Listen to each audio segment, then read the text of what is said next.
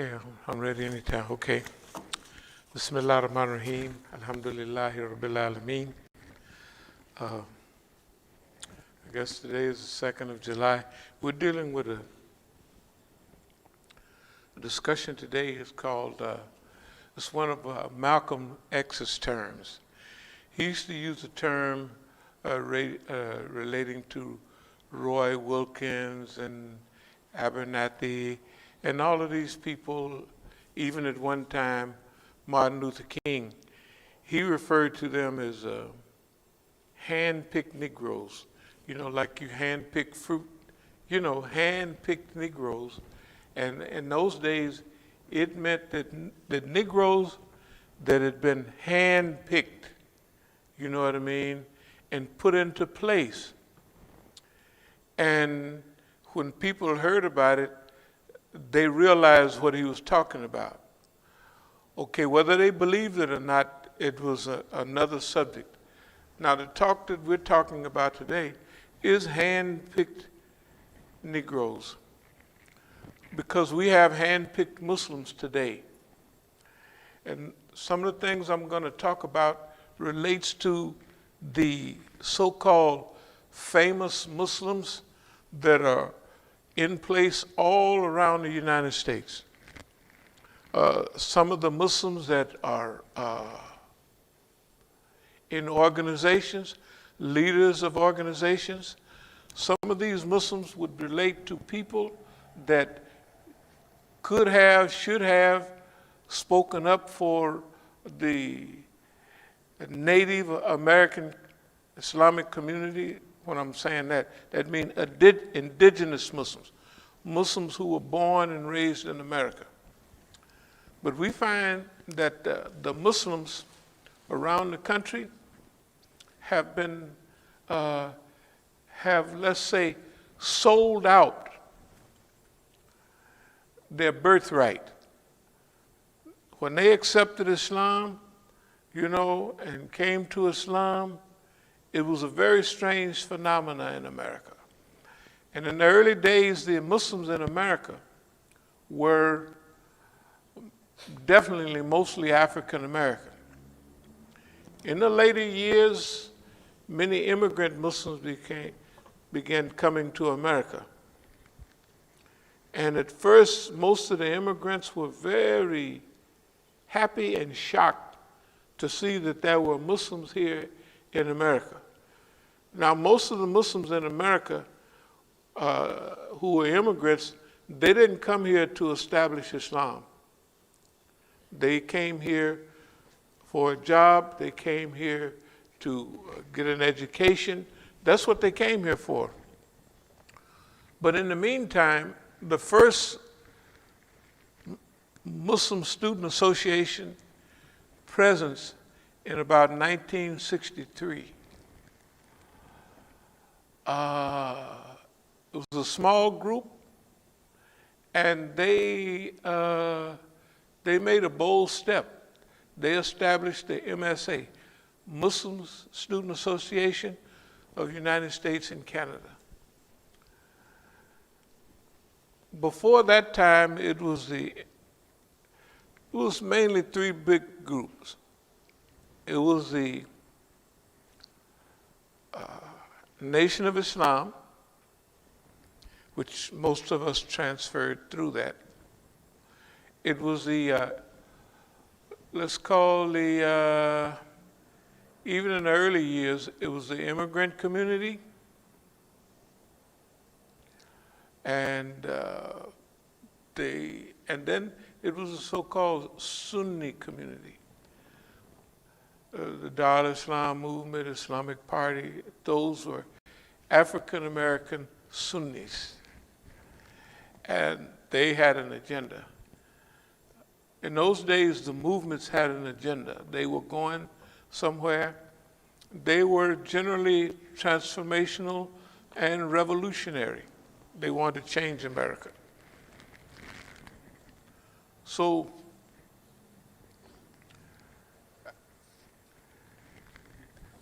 there's a saying in this play by Hamilton, by the so-called Alexander Hamilton, this play. One of the songs is "I'm Not Gonna Blow My Shot," and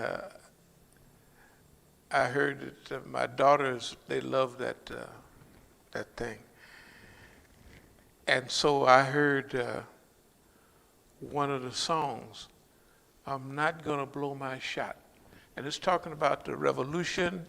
It's talking about that period, and I like the song because there's another one in there called "Rise Up." No, it's the same one. "I'm not gonna blow my shot." There's verses in there about rise up. It's got a good beat to it. Rise up. Okay.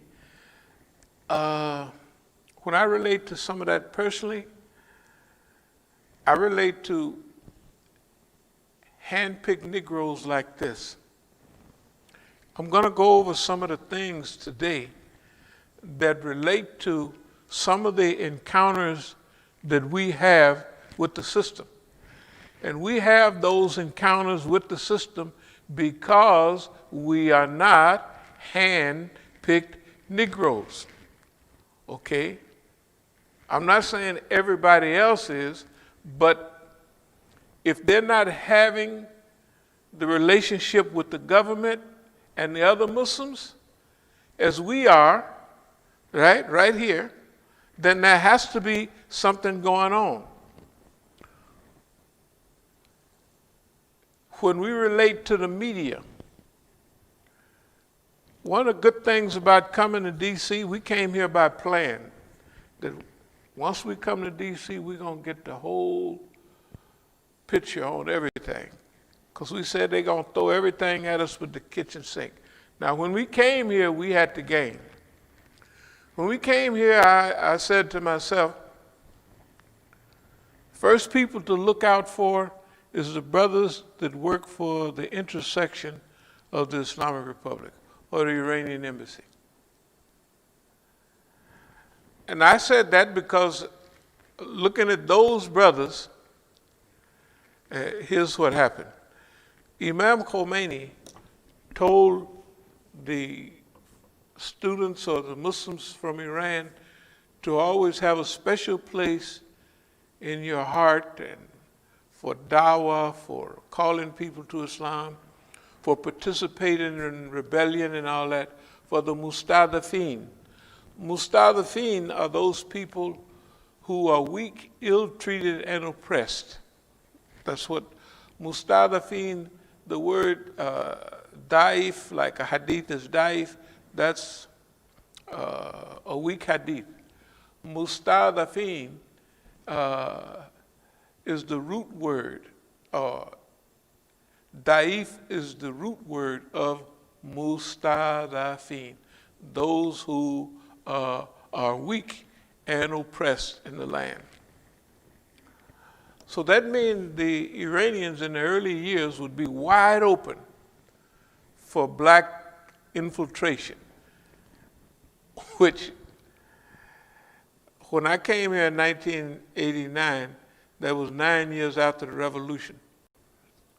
The Daftar had only 2 brothers still working there, African Americans. Before it was tons of them. Now they was moving everybody out, and they had moved them out. And there's one brother that was still there, and there was another brother with him there, or from time to time. But after a while, they was gone too, because they developed an Iranian-only policy for people that worked in the intersection. And in a way, they was right. Why? Because you're in America, the people that you're going to come in contact with, the people that's going to surround you, that's going to envelop you, will be members of the United States government or their stooges. That's the way it is. So when I came here, I said the first thing I'm going to do is check out who is work for the Iranian government. The other thing is, or work down at the Daftar. So I would know automatically or I would have, according to my own reasoning, and later on it proved itself by my research, is that those people would be most likely government agents. The other thing is that I watched how African Americans were treated. The first thing is they have a big school out there called Islamic Educational Center. Have you ever been out there? The IAC. Oh, it's a big show. Big show. It's a big, rich joint. They got certain houses too. The houses that go with the place is worth $1 million probably now. Several. I think that whole side of one block up side the hill, and they got one house just sitting on there, a big 4 or 5 bedroom house that's semi-modern that they use as a storage thing. It's not even kept up. But anyway, so that's one of the best schools. In fact, this is one of the highest rated schools. I'm going back 15, 20 years ago. It was the highest school, one of the highest rated Muslim schools in America, if not the highest. And that's Montgomery County. At that time, Montgomery County was top of the line for everything. Not PG County, the Negro County. But out that way, they was really on a roll. That was a really high-level county for education and for everything else. So what happened is that there was a school that the Negro community had here in D.C. And those people that did the school also was a part of, most of them later on became Shias, and so they were out there, so they took the school out there. They used to use a basement for their school. Then they took the school out there to IAC. At first, all the teachers were revolutionary. They was this, that, and other. Most of them were black or Iranian. As time went on, they began to filter those people out. When they was doing things like alphabet, for the word T, they would have tank. For G, they would have gun. Later on, all of that changed. No, all of it changed. And so, Muhammad Al-Asi had an office in there, upstairs on the second floor. And when I came here in 1987 for a visit, I looked at everything, and I came here a few times. First time I came here was 84. Then I came here in 85, from time to time. And I said, well, I'm going to have to get to D.C. The next place we open will be in D.C. But D.C., boy, was flooded with fitna. When I first got here, I lived over at what was called the Muslim house. It was being sold, but nobody had bought it yet. So one of the manipulators in this region out in Manassas, Bahram Nahidian, told me, you could stay there and, till you get settled. So I stayed there, and the Muslim house had been set up kind of like a masjid and all that with different floors. So I used it for that. I had Juma there and all kind of stuff. And the first thing I knew is that the people that came to those Jumas was going to be the police. I just knew it. I'm here. And everybody in Oakland was the police. People, that's what they're going to do. They're not going to have me. So now I know, why do I know this? I said, because I am not a hand-picked Negro.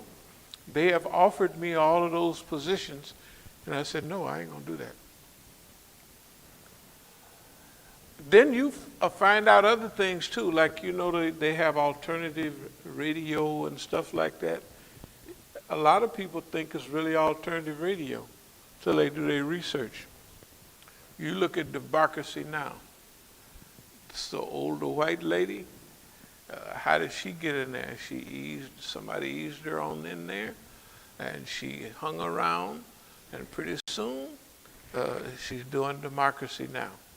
Okay, so who would ease her in there like that? The United States government.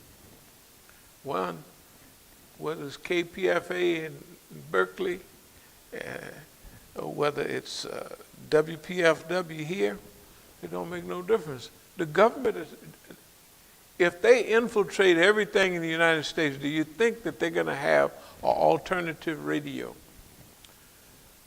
Pretty soon you get to looking at their speakers, Noam Chomsky, all of those speakers. They have their particular people, and they speak there. There's people out there with Muslim names. One of them, when the UN in September, they always meet with the presidents of every country in the world. They come and they give a speech. So we used to get invited up there every time, because the president of Iran would come and they would invite two groups of people. One, they would invite the activist Muslims, and they would come and they would have one night with the president. Then they would invite the Iranians from all over the U.S. They would invite them, and they would come and go through their little program.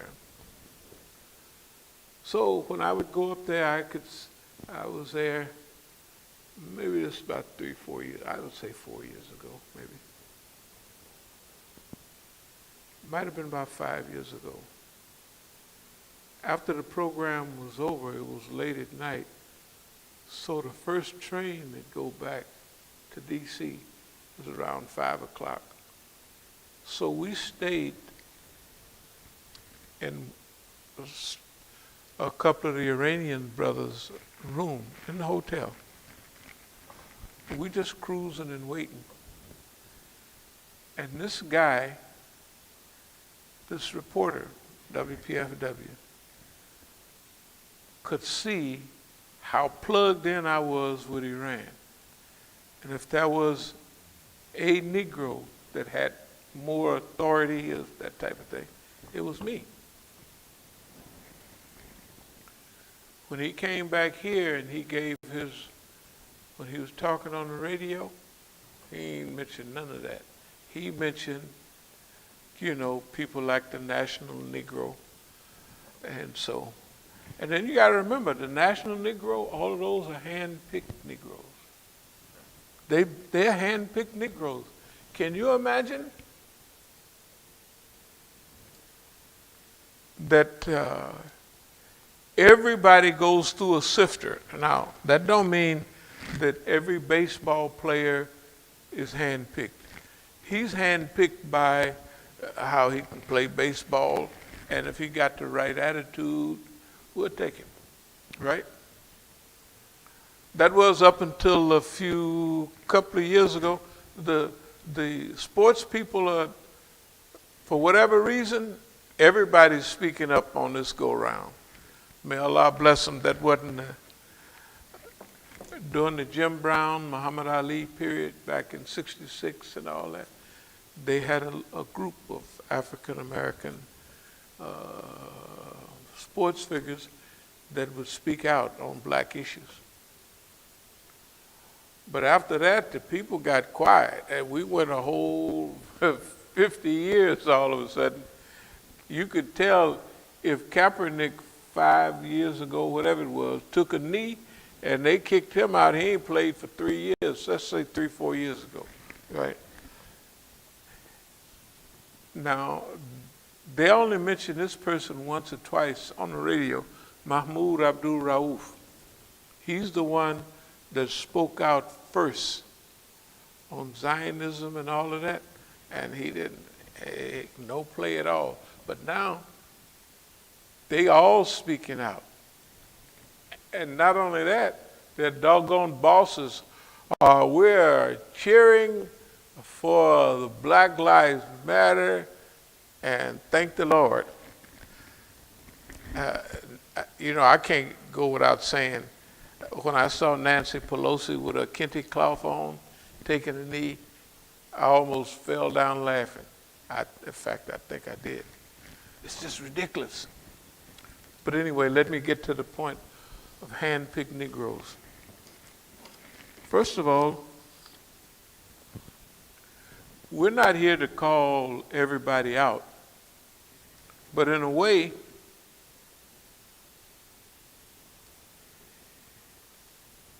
there's something fishy going on. Let's look at something here. This right here is actually they made a type of a magazine. This is from South Africa. This is a trip I took in the summer of 2013. This is Avondale School. You see all these beautiful young ladies here? They're all Africans. They all have perfect hijab. The only thing about it is none of them were Muslim. None of them were Muslim, but they were going to a Muslim school. And I'm sure the people would be hoping that they would eventually. Now, when I got back home, I took this picture and I showed it to my daughters. And before I got back home, I told the brothers that was taking me around in South Africa, I said, what I want to do is I'm going to go hustle about $10,000, and I'm going to come back there to South Africa. That's about 250 students, yes, 250 girls. So I was looking at their clothing and their shoes and what have you, and I thought that I would make it a project. My daughters, which were similar to their age, I said, do you guys want to participate in this project, that you adopt this school? They said, yes. I said, well, okay, here's what we're going to do. We're going to save $10,000, $15,000, whatever it takes. But we're going to go back over there and we're going to take $100 each for each student. $100, maybe $200. And we're going to have several days. We'll rent a little bus and we're going to take them shopping. That means that now you can imagine that $100 or $200 is going to go a long way over there in South Africa. Okay, this was a self-esteem project. This is a girls' school. Imagine what a couple $100 each would do. They get to buy like a pair of shoes, or 2 pair. They get to buy this, that, and that. That's going to help them. They're all from townships, by the way. You know, you see those shanty towns in South Africa? That's where they come from. I mean, the poverty is unbelievable, you know. That's where they come from. So I was telling the brother that was taking me around, I said, I think I'll make that a project I want to do. He said, no, I don't think you ought to do that. You know. And I said, well, why not? He didn't really have an answer. And the brothers that invited me over, to go through all of these. Remember, I'm over there. Let me start from there. I'm in South Africa, and this is an article in one of the top newspapers about U.S. imams' anti-drug message. South Africa was being hit heavily by drugs and AIDS. And since I had this background, I talked about drugs when I would go to South Africa sometime. But I told them when they got their so-called freedom or liberation, I said, boss man gonna drop something on y'all. And as soon as I looked up, I said, well, it's gonna be drugs, because some friends of ours, some Paget, people against gangsters and drugs, the drugs were so bad it was wearing out the community. My message to South Africa was this: if you don't solve the drug problem, you're not going to make any progress. You know, number one, the drugs are so heavy, and they were using the most deadly of drugs. So I was everywhere. I was on radio, I was on TV, and it was white people, other kind of people. Right on the front, you would think I was running for president right here. Imam Abdul Ali Musa, they welcome to South Africa, right? So the point I'm making is that they said, well, when I told the brothers, the rich brothers that invited me over, they had the money to invite me over, pay for everything, and I go all around and raise all this money. This was a fundraiser for this organization. And this masjid, they also had wonderful programs. This is a feeding program. You can see these big pots. This is the local children. Everywhere they had a drug treatment program, on Saturday they would feed the young kids in the area. Here they are feeding the young kids. This is a Sufi masjid. This is the masjid. This is where we're speaking at the masjid. I mean, this was a wonderful program that we had all over South Africa. And they must have appreciated, because look, they made a booklet out of it. They made a booklet out of it, and the booklet, it has everywhere that I spoke. It has graphs. You think it's a business thing, right? Look at the graph. This is the places I spoke, the number of people.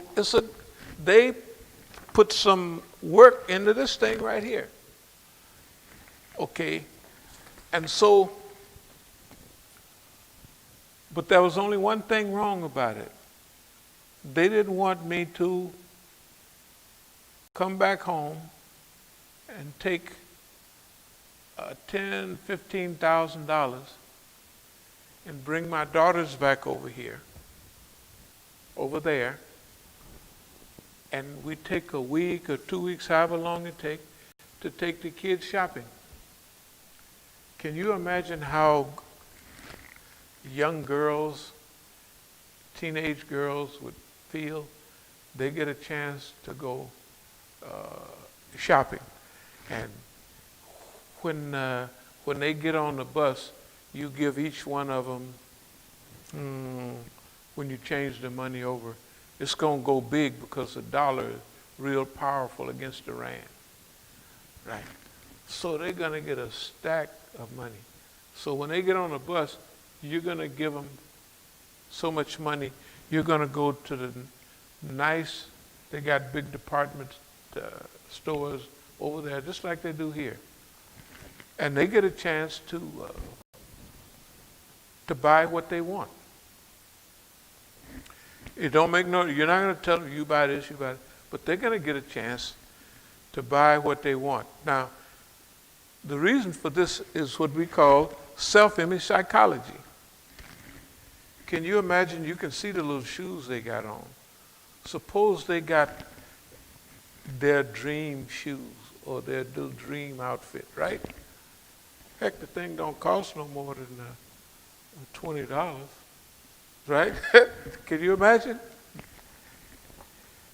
And so when I told that to the brothers in South Africa, no, don't do that. And the rich ones that spent $1 zillion for me going around, of course, we raised more than that for the drug program. But I believe that they didn't want me to do that because it would show people somebody that cares something about them as much or more than the people there. In other words, they would always know that somebody cares about you. Now, in doing this too, suppose some of those students get pretty well along the way, and we got a little fun here. Or if you want to come to America, to get an education, we'll sponsor. Say out of all of them, we wouldn't have to sponsor no more than it would be our privilege to sponsor maybe 5 or 10 of them at most, right? And we could hustle that money. The way we was getting money at that time, by the way, here's the point. At that point is when our income fell. At this point right here is when, within a few months, all the money that was coming in to us cut off. Some of it right away, and within a few months, they had raided our bank account, turned all over everything we had to somebody else. It's unbelievable, right? Why? So we couldn't help nobody else. The $100,000 we had in our account, working to get Imam Jamil $1 million, right? We on a roll. That one idea to help people outside of our arena mean that we would begin to get good connections all over South Africa. You have to remember what Dr. Kaleem Siddiqui said about Imam Musa on that tape. Soon as he said that was 1996, the strangest things started happening in South Africa. Unbelievable. Instead of the people loving and trying to elevate things, you know what they said? This guy has been pointed out by Dr. Kaleem Siddiqui. He has leadership skill. We don't want him to get too far along the way here in South Africa. So this is when the sabotage began. Instead of, I don't care who we was meeting with, in South Africa, if we was meeting with some ambassadors, you could imagine who one of these ambassadors, he was telling us that, like for Crescent, you got to upgrade that stuff, man. And this is where we are now. And guess what? At that time, I was already dealing with strategic management under conditions of repression. I had some of those articles with me. The role of leadership in Islamic movement, all of that, I always took a few specimens of my writings with me. And they never mentioned, these are all my friends. Muhammad Al-Asi, Zafar Bangash, all of those, my friends, they're not saying, oh, the brother is working on those things already. Now, remember, I'm a part of them, and so, but why they didn't mention that? They didn't mention that at all because I was never on the team. Well, after Dr. Kaleem Siddiqui passed away, I became the target of that team. You see, okay, we still would handpick Negroes. I want you to remember now, with South Africa, all of these things, Fine. All the masajid, all the counter-drug programs. Okay. And I spoke and I talked on the radio, television, and all those other type of programs. Okay.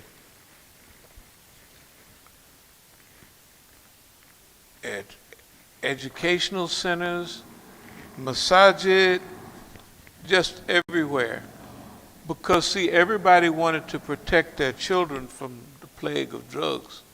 And this is who was getting hit. First of all, the black community was getting hit. But the immigrant community, you'll see most of them are of Indian origin. There's a few blacks in there. But most of the people that have all the money are Indians. Indians. Okay.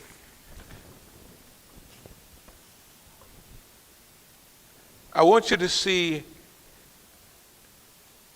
South Africa, that the people that they would invite to South Africa would be hand-picked Negroes also.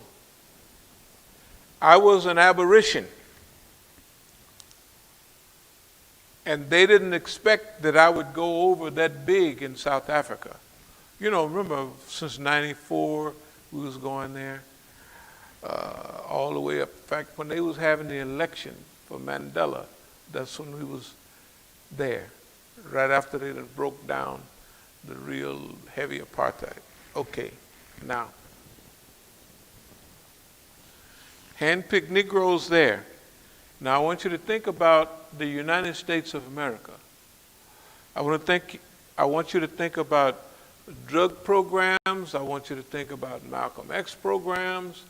I want you to think about MANA and all of that. Now, how is it that everything we do, everybody wants to imitate that, but they want their people to speak on it?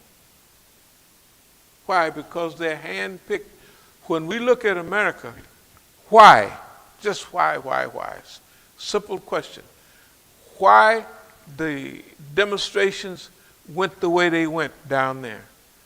Because everybody's hand-picked and everybody is told what to do. First of all, we said from the very beginning that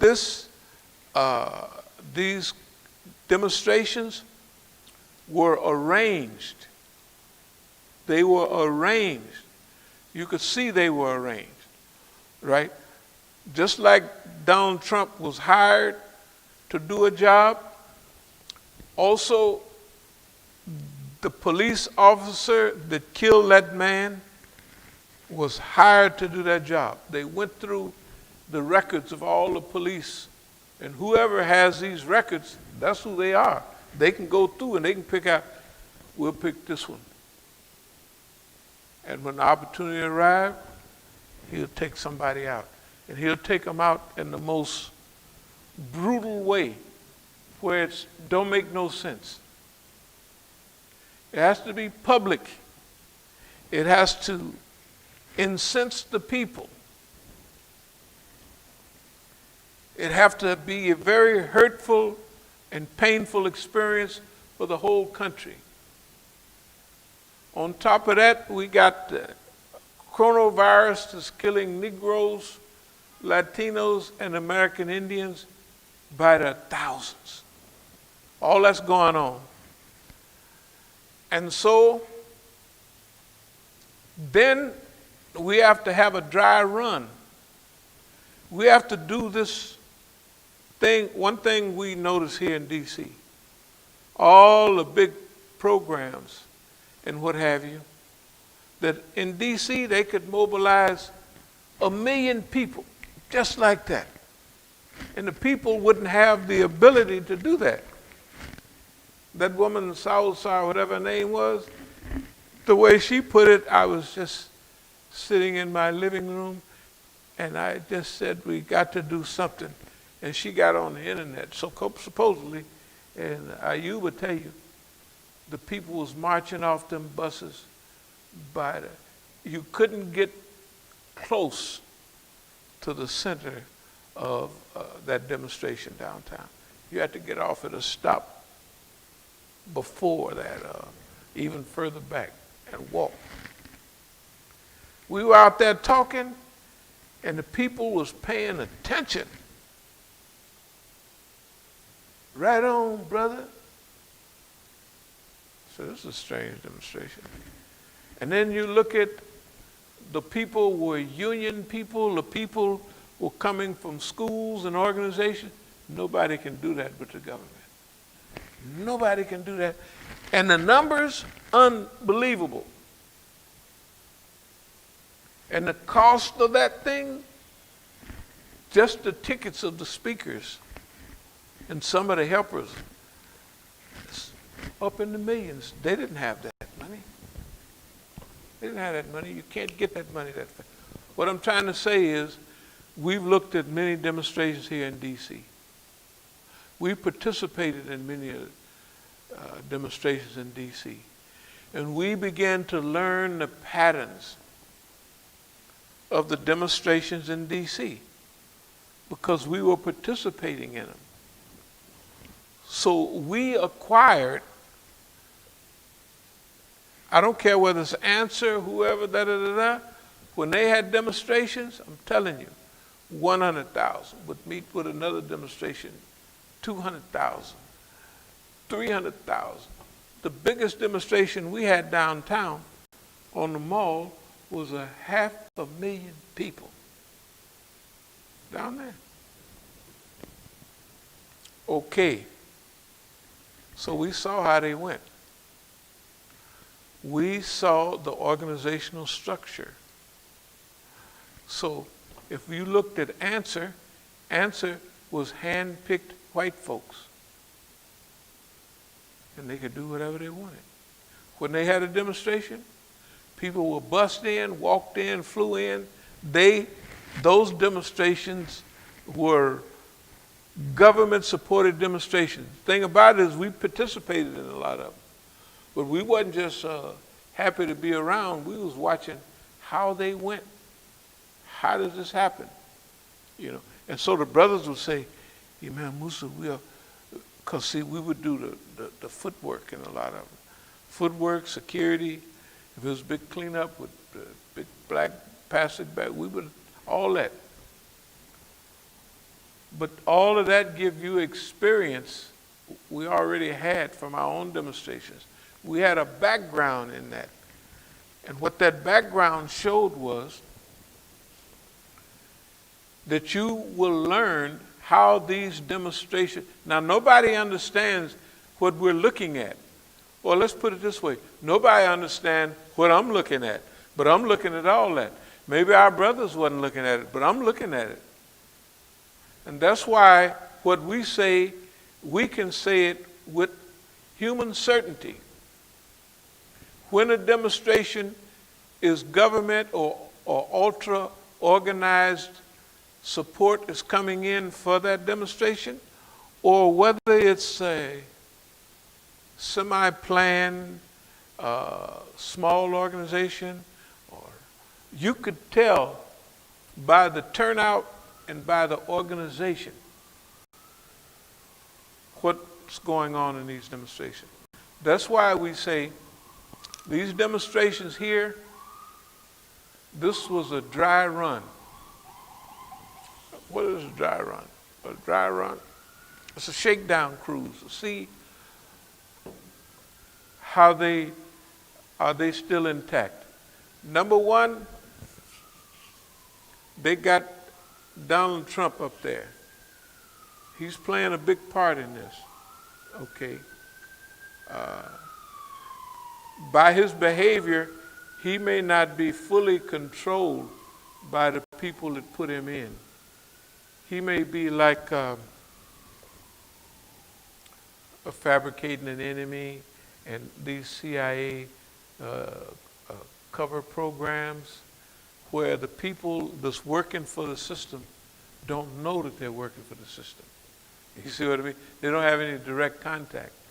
But there's cues that the system sent out and attacks that the system do on them to make them respond. That's the way this whole program was. I'll be brief. Number one, it brought out all of these people. And all of the people involved changed their story overnight. The big companies donating zillions of dollars, right? All of a sudden, the milk company, this company, all of them, the demonstrations are well stocked with water, snacks, burgers, all of that stuff, right? There's a spirit of camaraderie. Everybody's in a loving mood. Everybody. When they come out the first few nights with people burning cars and starting trouble, they get on that and squash it right away. So everybody said these are peaceful demonstrations. Those are very important. Then, if you look at the demonstrations themselves, none of the skilled demonstrators and organizers were there. The Muslims, AWOL, absent without leave. Tons of Muslims, absent. None of them there. The National Negro was not there. None of the Muslims, no matter what stripe, they're not there. They had announcements that the Jumas should mention Black Lives Matter. But the Muslims had been praying for an opportunity like that, where they could come out and support Black Lives Matter, and they could participate in these programs. Well, when we say hand-picked Muslims, hand-picked Negroes, hand-picked leaders, it means that everybody at the top echelon involved in these last demonstrations, this summer of 2000, spring and summer of 2000, right, were hand-picked. Hand-picked. Nothing, no agenda. We went down there day in and day out, teach-ins, to lecture people on how we should be organized. No response. Not only no response, anti-response. That means the media didn't want to hear it. If anybody had a camera close by with an official media, they clicked that boy off when we got there. All of them did. They clicked them off. Therefore, we want to have a big fanfare. We want to cut it, and it's all over. That's what it is right now. Right? And we're dependent on the largesse of Congress and everybody else to follow through with what they were supposed to do. There's no message of new worldism. There's no eye-opening message, heart-opening message about this is our opportunity to form a new America. This is our opportunity to visualize the kind of country, the kind of world we want to live in, and then organize in order to do it. There is no message coming out of those people about alternative. Just imagine now, alternative. Defund the police? Don't defund them. Just don't call them anymore. When you organize your community, it's your opportunity. The churches can easily organize with all the churches here in D.C., big ones. They got plenty of room, they got plenty of space. They got the people with the ideology, the background. All we have to do is start doing the work that Jesus, Muhammad, and Musa alayhi salam, Moses that is, that they did in their own community. That's what they were there for. They were there as a refuge. So If you stop calling the police, right, about drugs, you have an organization in whichever church is, okay, this church, drugs is your thing. The other church, homelessness is yours. The other type is social marriage counseling and all that. So instead of calling the police and get your husband killed by the police, right, which happens, they call, right? Ignore the police. Call your church institutions. They counsel. They come there. It's a team of them. They're unarmed. They tell you the husband is beating the wife. Nowadays, it might be the wife beating the husband. But let's say that happens. Okay, you're not threatening to the brother. Well, brother, hey, man, let's cool off. Let's go for a run, a walk, a movie. Let's go have lunch. And they're constantly, there's 2, 3 of y'all there, talking with the brother to counsel him, to calm him down. It's another group of sisters staying with the sister, counseling her. See what I mean? This is from the church. This is when we organize to take care of our own business. It takes the spotlight off those guys. You're not telling them defund the police. You can fund them all we want. We're not going to use them. You see what I mean? We are not going to use that system. When something is not used that much, it withers up and dies on its own. They are of no use. The other thing it do, it strengthens your neighborhood institutions. Therefore, what we do with the drugs is we make drugs legal. Not for Muslims, but for Americans. Why? Because drugs is the avenue that they use to militarize the police, to drive into your neighborhood, to always come into your neighborhood, and to occupy your neighborhood. Drugs is the excuse. Drugs is a miracle thing for them. It kills the community, and it gives the police the ability to come in and do anything they want to you because you're in a high crime neighborhood. So we remove the avenues, we remove the street signs that allow them to come in and do that to us. Legalize drugs. They're going to legalize them anyway. Why? Remember how druggies was the bad guys a few years ago? But now opiates are in, and with white folks, it's all of a sudden a disease, right? We need to treat the people. We don't need to lock them up and throw away the key. Remember the 90s? 3 strikes, you're out. Boy, it was terrible what they doing to the brothers. But now opiates then hit white folks. That's design too. We don't have time to go into that. We live in a design society. You can like it, love it, believe it, or not believe it. What I'm telling you comes from our research. Okay.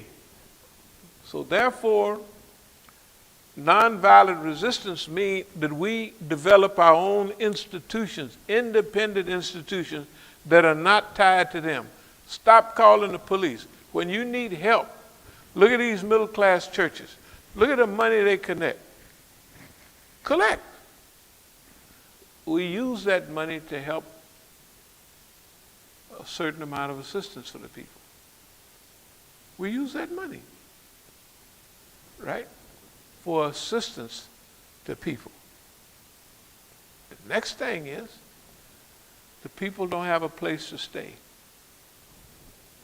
The church is a refuge. We have the people use the masjid. We clean out down there, and we have a whole crew. That was the plan right downstairs. That's why they sold our property in California. Because that big piece of property that we had arranged for homelessness, that's what we arranged it for. We remodeled the whole section of it. They sold it. They sold that property They sold our property because what? They sold our property because we were using it and they knew it. Well, we said it here. We were going to use it for homelessness, right? That's what we said here. So they already knew what we was going to do. They sold our property. Okay. I'm going to speed up. So we're not calling everyone out, but technically, we talked about contentment before. That means under all circumstances. We talked about a friend of ours. We talk on the phone and stuff sometime. There's some fishy stuff going on. But we remember we said that we're going to write a good part for all the Negroes. Do the same thing for her. People deserve a chance to have an opportunity at good life, stable life. So that's what we're going to do. Allah willing. It don't make no difference who is trying to be slick. It has nothing to do with it. But everybody deserves at least one chance to live a good life, right? To live a good life, good stable life, where people care about you and support you and do all those things that are good and healthy. At least that's part of our plan right now. We talked about architect, archivist, historicize, chronicleize, documentalize. There's a whole thing. All the stuff we're talking about. This has been our move for over 30 years now. I would say this idea formulated, I think some of the paperwork we showed y'all last few days, right. It came from Clear the Air, 1986. Clear the Air, 1986. That's what we're doing now, clearing the air. Like we had to clear the air at that time, explain all the stuff that's been going on. That's what we're doing here. We're clearing the air. We're paving the way for our next stage. When we started that then, we only had the masjid in Oakland. They had closed the one down in Denver in 82. But we learned from that. When they closed our masjid in 82, well, they didn't close it, but they attacked it heavily. Technically, we opened the masjid in Denver in 82 before we opened the masjid in Oakland. We bought the masjid in Oakland, but we remodeled it over. It took us a year or more to, get in the plumbing and get everything hooked up. So, when they hit us in 82, they thought there was going to be a knockout blow. This is when sabotage, infiltrate. Boy, that was a beautiful masjid.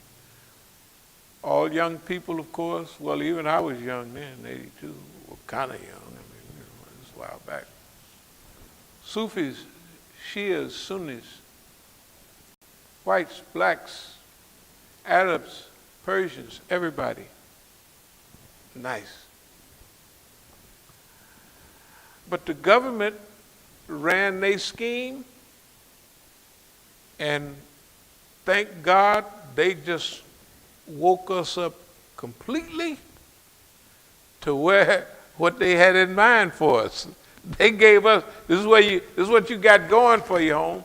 This is where we're coming from. In 82, before we even opened the masjid in Oakland, right? We had bought it in 81, but we didn't open it till January 83. In other words, we worked on it for about a year. And it's ready to open. New carpet, everything like that.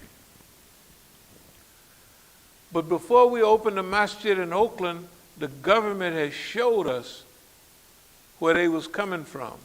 Of course, we had our masjid down on East 14th before, but we were renting that building. That's when we said we'll never rent nowhere any after that. We're just not renting. We're buying. So then we got tons of experience from raising funds, going around the country. In those days, I used to speak at colleges, universities all the time. And we'd have a box to raise the little funds. And we raised funds to buy the masjid, cash money. We raised funds to remodel it. We raised funds to help other people. And when we wanted to start the masjid in one place or another, we had access. Not only that, traveling around the United States. When I went to the university, I'd speak there, but I'd go to, if it was a little masjid, they were small in those days. I'd hang out at the masjid, and I'd get to know everybody. That happened. I don't care whether it was Memphis. I don't care whether it was D.C. I don't care whether it was Lawrence, Kansas. It didn't make no difference.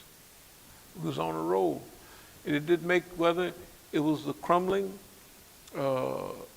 movements, which both of them were crumbling movements at that time. Islamic Party, they was in exile. They was getting ready to go to exile, and they were in exile at that time. The Dar al-Islam movement, we was right in the middle of the government breaking it down. So we experienced all of that. Now, since we was pro-Dar, and when they made their big pushes, Imam Jamil inherited the Dar al-Islam movement, the remnants of it. And we was with him. So we got all the heavy stuff. You know, we got everything right away. When you see people, if we go to a conference last year, or the December before last,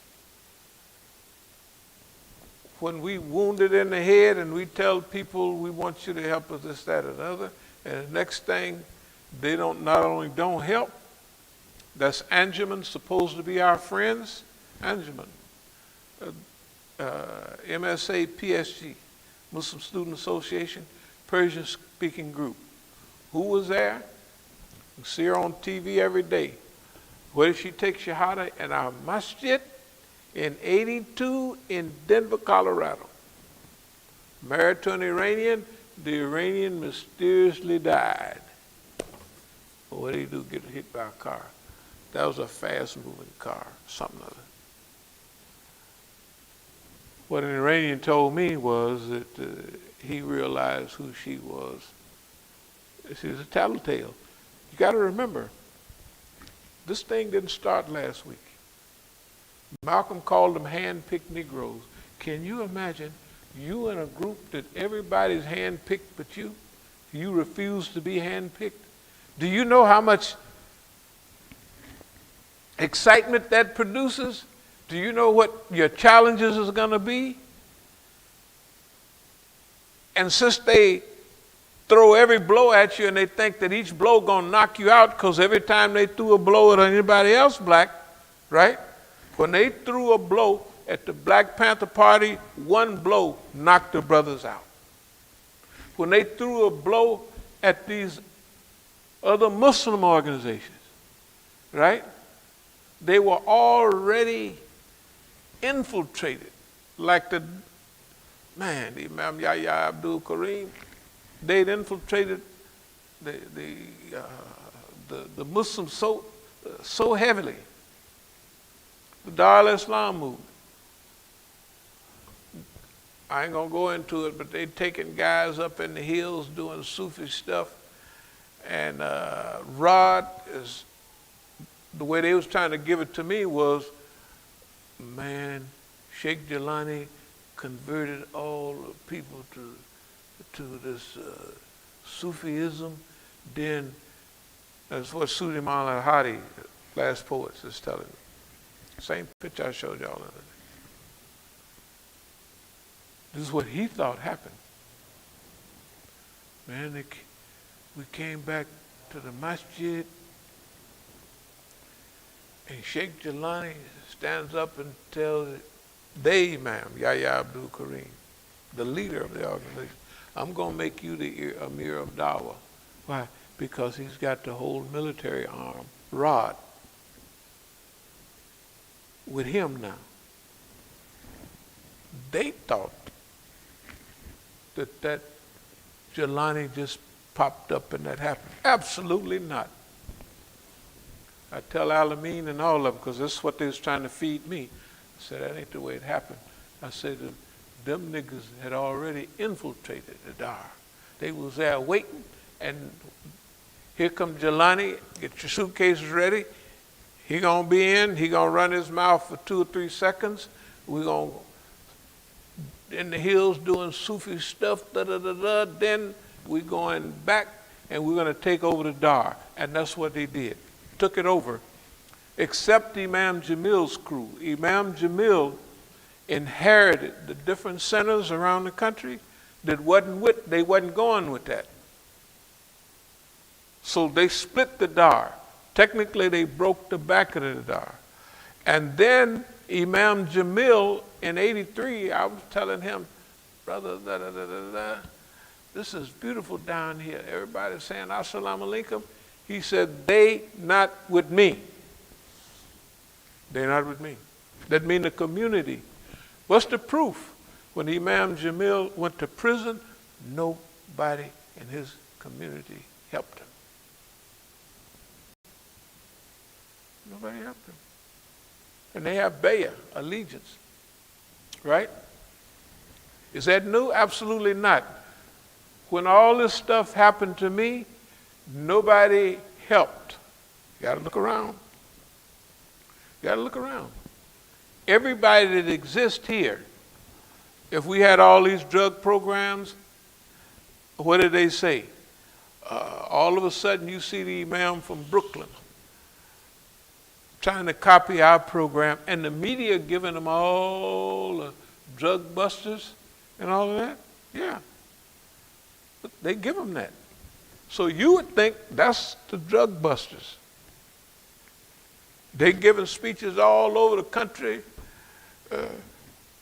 And this drug dealer come to me and said, Imam Siraj, please stop that anti-drug program. It's costing me so much money. That same man went to Hajj with me last year. A damn liar. Fat ass liar. Straight up. Why you know it's shady?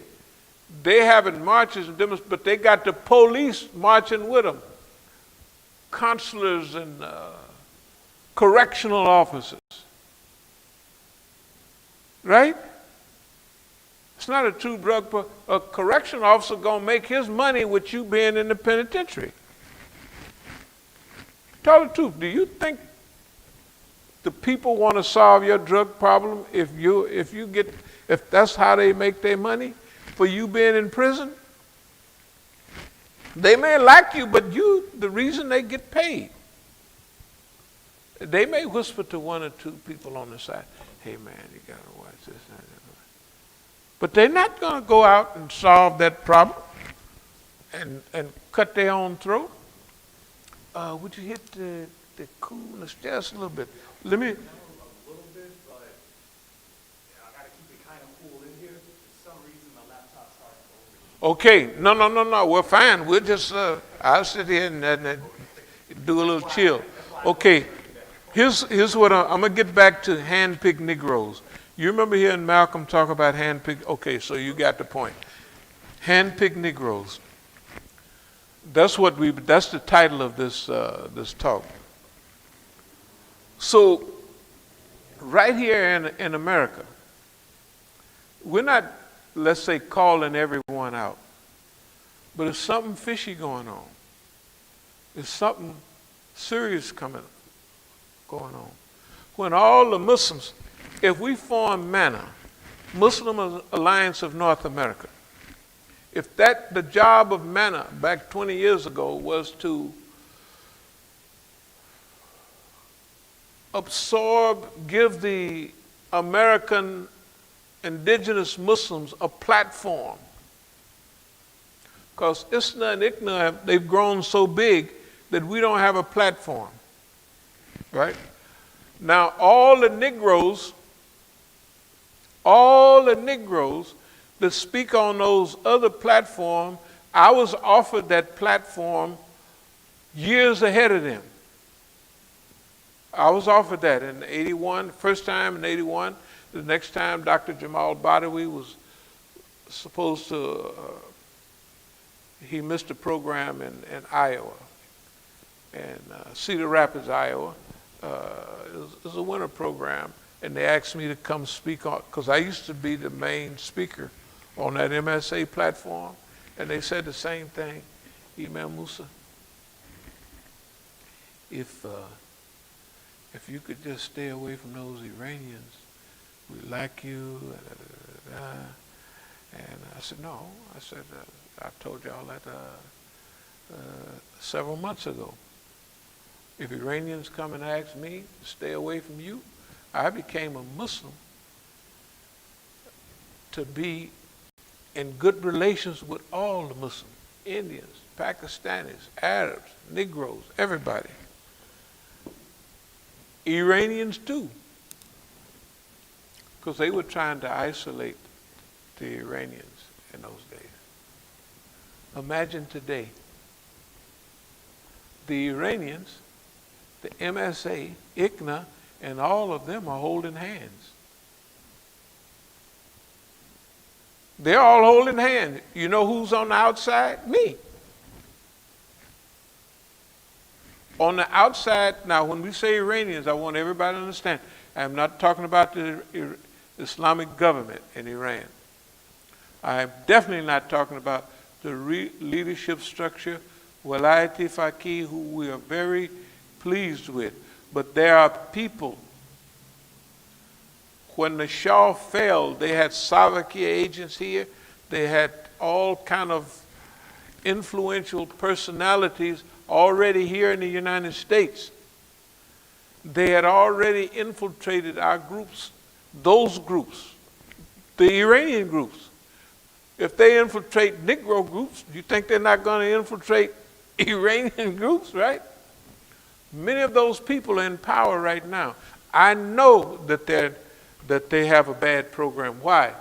Because we had decades of close camaraderie. We know the difference between the brothers that went back home. I mean, it was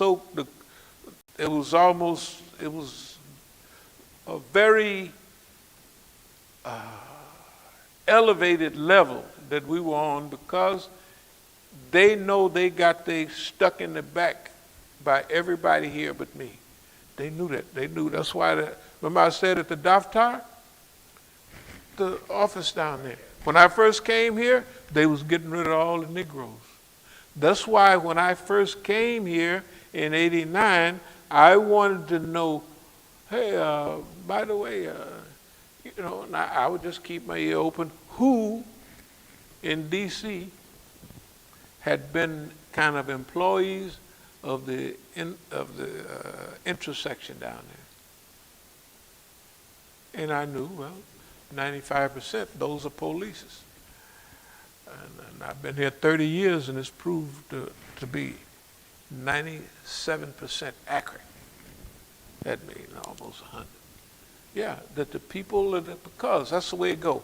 But anyway, let me get back to the point, because I got to pick up. This stuff started taking a long time. So the people who were working against each other in the old days are now working with each other. Right, I saw Dr. So-and-so on Press TV last week. Those are the same brothers who work against us. I'm not going to go in detail, but all of those people, all of the staff at WPFW, not all of the staff, because they got to have a few serious people, but I watched when I came here, very detailed, where everybody was, what they did. There is no such thing as an alternative media.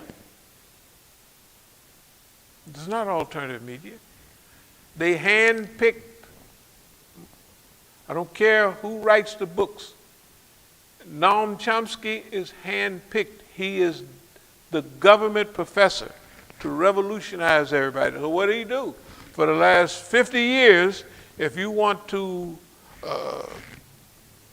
if you're just a citizen, you hear something on WPFW, you call, I want to help the movement, Dr. Chomsky. They said, great, come on by. So now you're on the list, right? Because you heard a great lecture by a great professor, a good lecture. You're not going to hear it from me, because you would call me then, but you're going to hear it from him. That's why they handpicked. So all the serious people that want to do right, they go to them. Why do everybody copy everything we say? They have to copy because they're not saying nothing, right? But soon as something jump off, they mumbling just like we've been all the time. So that since I'm isolated, only 5 or 10 people are going to hear our message, right? All the people that would have heard it and been the 500 people that would have heard that and reacted to it, they're going to call them. They're going to call the Negroes, the hand-picked Negroes. That's what Malcolm called them. Everything we do, they're hand-picked Negroes. It was then. Imagine now. If they was hand-picked Negroes then, the Big Six, I don't know if you ever heard the Big Six. You ever heard about the Big Six down there? Right. Down at the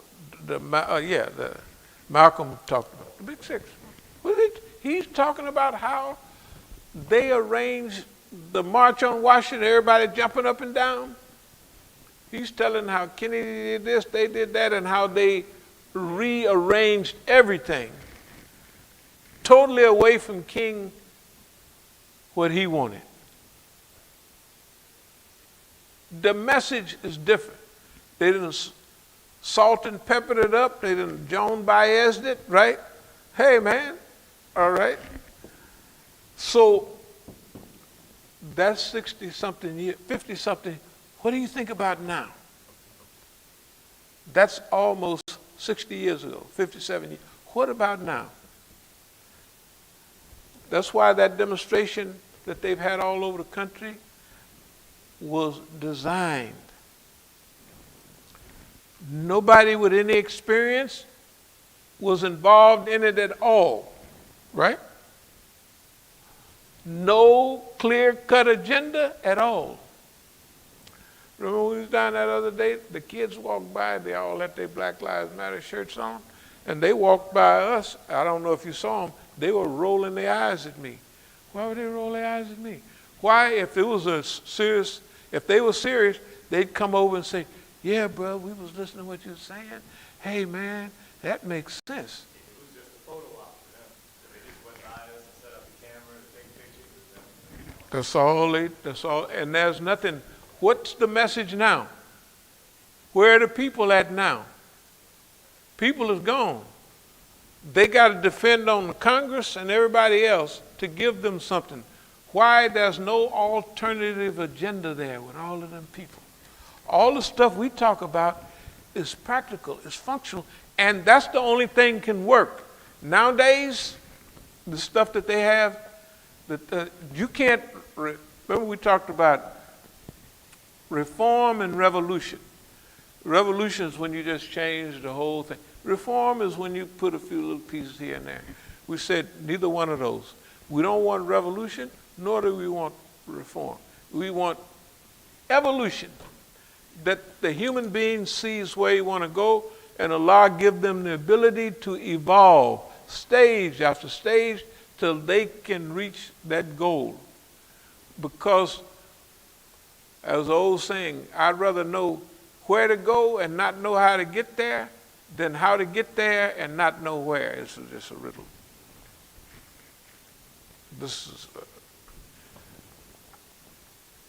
the West can get anywhere if they make a plan. If they want to go to the moon, they want to dig a hole in the ground, they can get there. Right? They can get there. They don't know where, though. If we figure out where we want to go, Allah will show us a way to get there.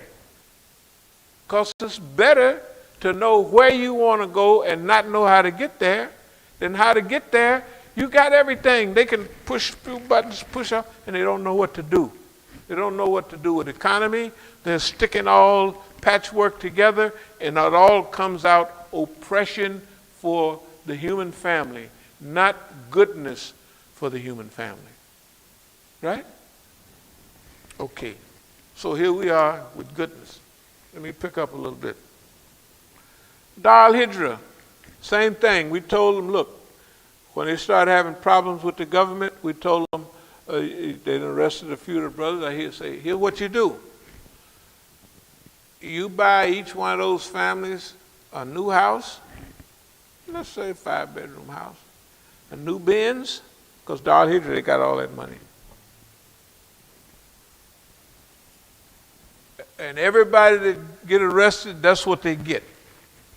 And full support. They did the opposite. They break out and run, and they hide, and they got scared.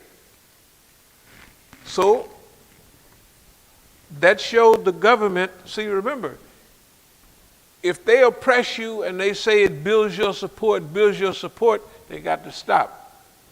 But if they scare you, they're coming back again and again. And that's what we was trying to tell the people from our experience. Nobody want to listen to the Negro, right? Nobody want to listen to the Negro. And our Negroes, hand-picked Negroes, gave away our birthright. They all speak on the platform. If we was fixing manna so we would have a platform of our own, why I don't get to speak on it? Why I never got to speak on it? How I could have my hand raised and they would look around me, they would. Zayd, Siraj, them, all of them. The mushmouth Negro up in New York, all of those people. Hassan Bagby, they play like you don't exist. Now remember, I'm speaking about this now, but I put up with this. If they start running their mouth, I'll just roll out what they did and how they did it, and I'll tell the people what you did, what you think. You think that I'm doing this, that, and another? Well, I'll show the people how I put up with this stuff for 15, 20. When they turned their back on me in 88, 88 was tons of years ago. What was that, 30-something years ago? 88. 88, that was 32 years ago. All the Negro imams turned their back when we was at ISNA headquarters. When I told them, ask 4 questions. Them brothers turned around. I said, that's all right. I said, the white man going to stick his foot in everybody's behind. Of course, they remembered. Yeah, but that's 32 years ago. So this is not new.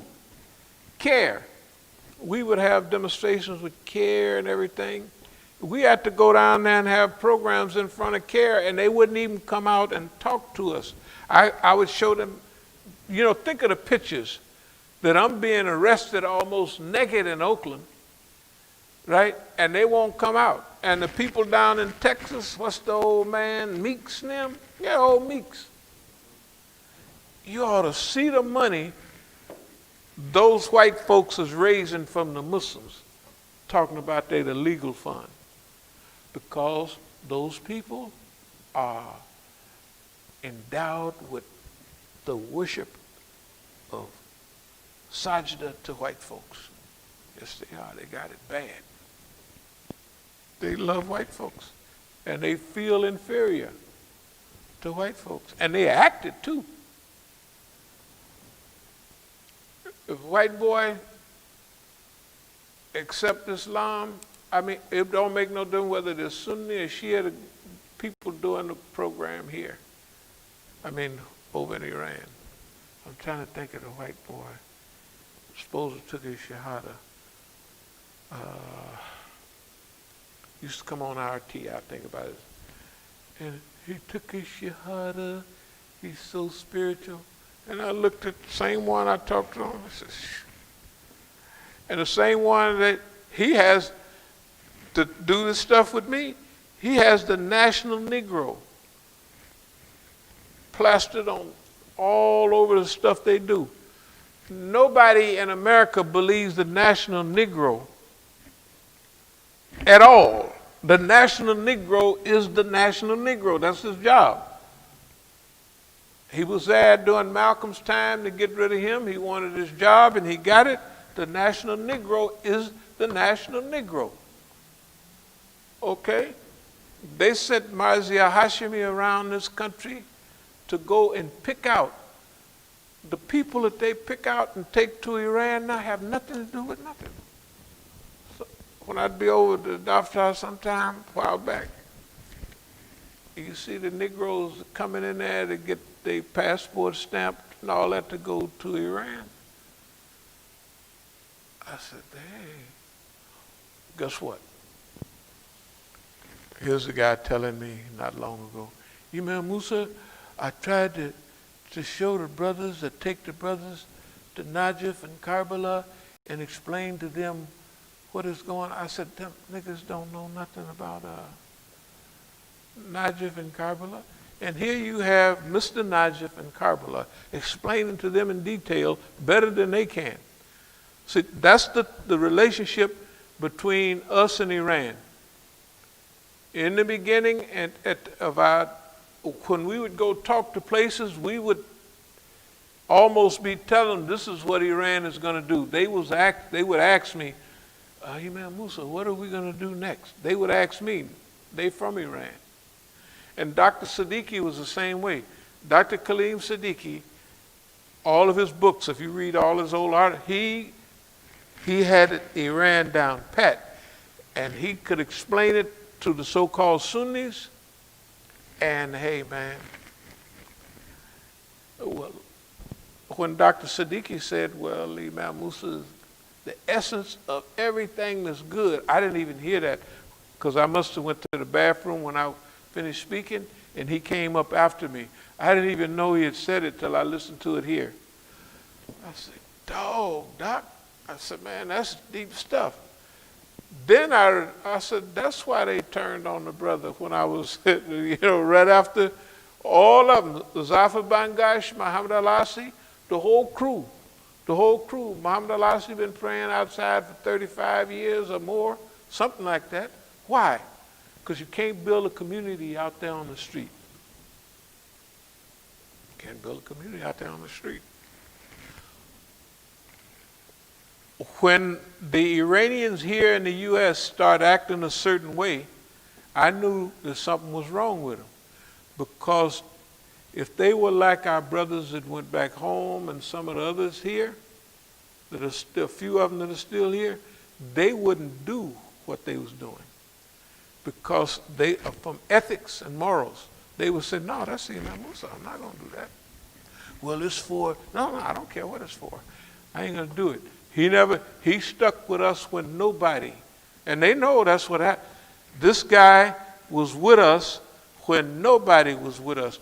Or they might have been with us, but we didn't trust them, and they sure didn't act like it.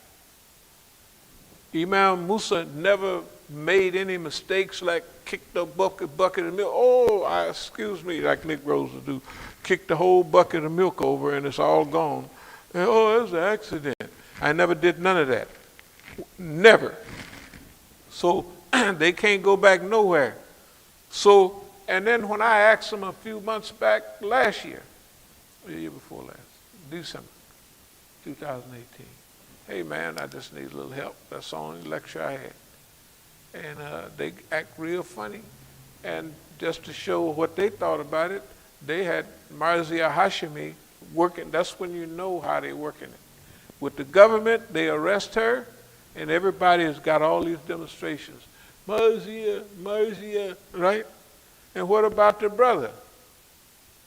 What about the brother? You see what I mean? I didn't say, oh, you. I just said, oh, okay, I got it now. You know, I'm just trying to say is, when we came here, this is what we wanted to learn. Okay, I'll speed it up. Ikhwan, Tahrir Square,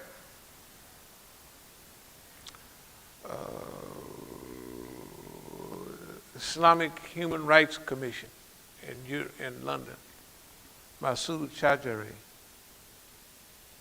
They sent me on a wild goose chase. Of course, I was glad because I'd never been to Zurich, Switzerland. You know, I'd have been to a lot of places, but I just hadn't been to Zurich, Switzerland. So they popped up, we got a program, we want you to be the honored guest. So I went out to Dallas. The first plane I got on, they said, it ain't going nowhere. And the pilot came on, he said, this has never happened before. In other words, maybe they was trying out their terrorist program to say, how can we do it? You know, just testing like they do everything else.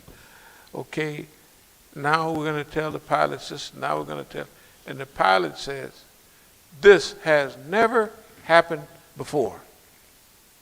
But we didn't take off. Then when we finally did take off on another plane, right, we got the connections, what was that, somewhere in Europe, got the connections later on. We didn't get them at our regular connecting flight. That means they will do that. Some of the people was going to go to Africa and other places. Do you know that they had to get them hotel rooms sometime for another day because it wasn't going to be a flight? They'll spend all that. Look, the money they'll spend for a little. When I got to Zurich, I went to the designated hotel. First of all, there was nobody there to meet me, so I said, well, I'll go on to them. Because they should be there to meet you. I mean, that's where they always are. So I got the rundown on the program that wasn't happening there. What is at this hotel? So I said, better call around a few more hotels. Maybe I was the wrong place. No, not in Switzerland, not in Zurich. Or Geneva. Was that Geneva or Zurich? Geneva, Switzerland, Zurich.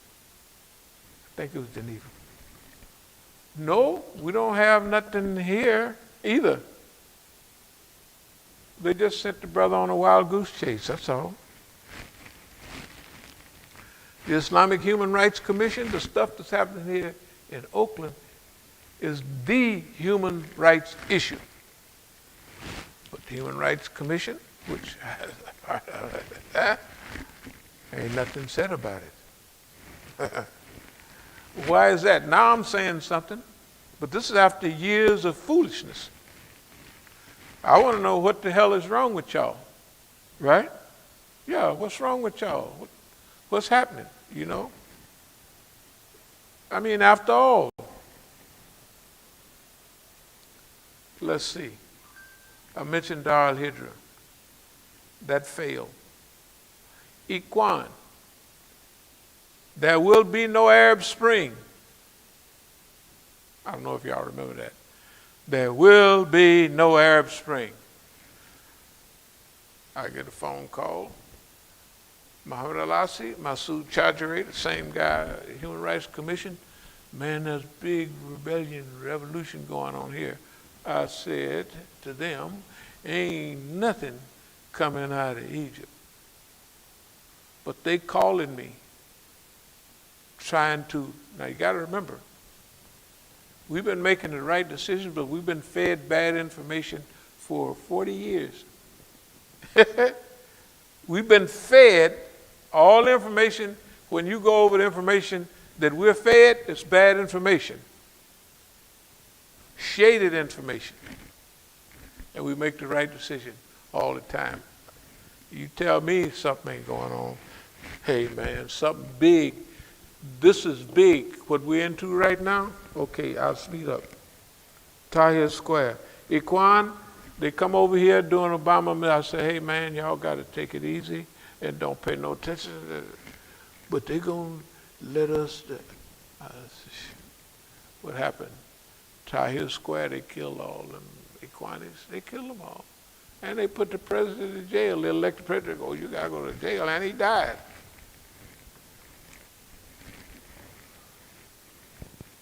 Okay. Markburg, America, right out there in Manassas. In 1980, somebody mentioned that one of our brothers dressed up as a postman and killed an Iranian general. And that's what happened.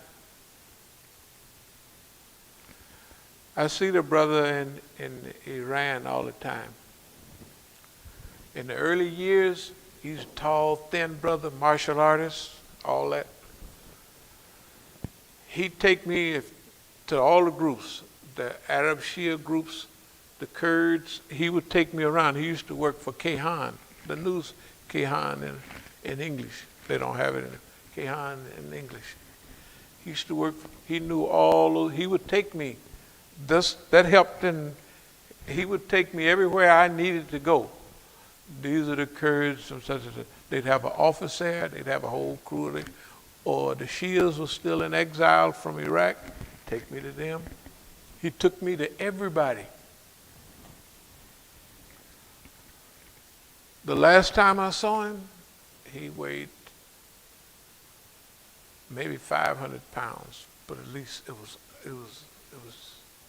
depression. You know when your depression set in? His depression set in over 20 years ago.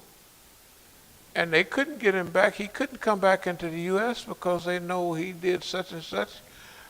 The point I'm making, some of them foreigners abuse us and misuse us and get us all messed up.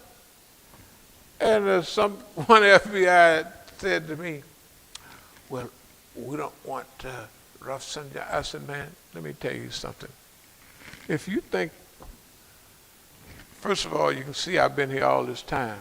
You think I'm going to bite at anything, ain't nobody going to tell me nothing.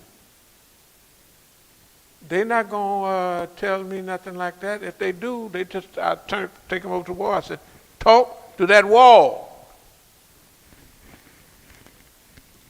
You got to remember, how many ropes and baits they done threw out? This white woman, half Indian, half Negro, half white. All the mixtures, full-blooded Negro with hair all on their legs. It don't make no difference. They just casted them out there every day, all day. And then we ain't bit at none of them. You know why? First of all, they used to think I was lonely, but I liked my job. I didn't want to be, can you imagine a Negro 15 years of celibacy? He got to like his job because they ain't got no Negro to do that. And that was a shock for them already. So they should have realized that, hey, man, you just running some lady in here with a dress up, it don't have no effect on me, you know. But anyway, no women, no fear. They try to scare you to death. I'm going to just be quick. I'm sorry, boss man. But I looked at this stuff all along. They done made sissies out of our brothers. They go and they jump up and down. There's 20,000, 30,000 people in the auditorium, and they jumping up and down, helping them, and the Negro ain't getting no dime. All the big shots, where they speak at, they at them other places. They got a kente cloth newspaper one time. We're going to deal with Malcolm. Yeah, for about 2 days. Finish. We got to look in the black community. Then they come out with this stuff, how bad they feel. You know, they feel, what is it they feel? Something. They just feel bad. Yeah. Yeah, yeah. Okay. So I'm gonna just try to go over a few things and call it a day. because I haven't even finished this page. No, I'll be here for yeah, I'm just, I got all of this under here. I haven't done none of that, and I've been just glancing from time to time at this. So what I'm going to do is move toward a wrap-up.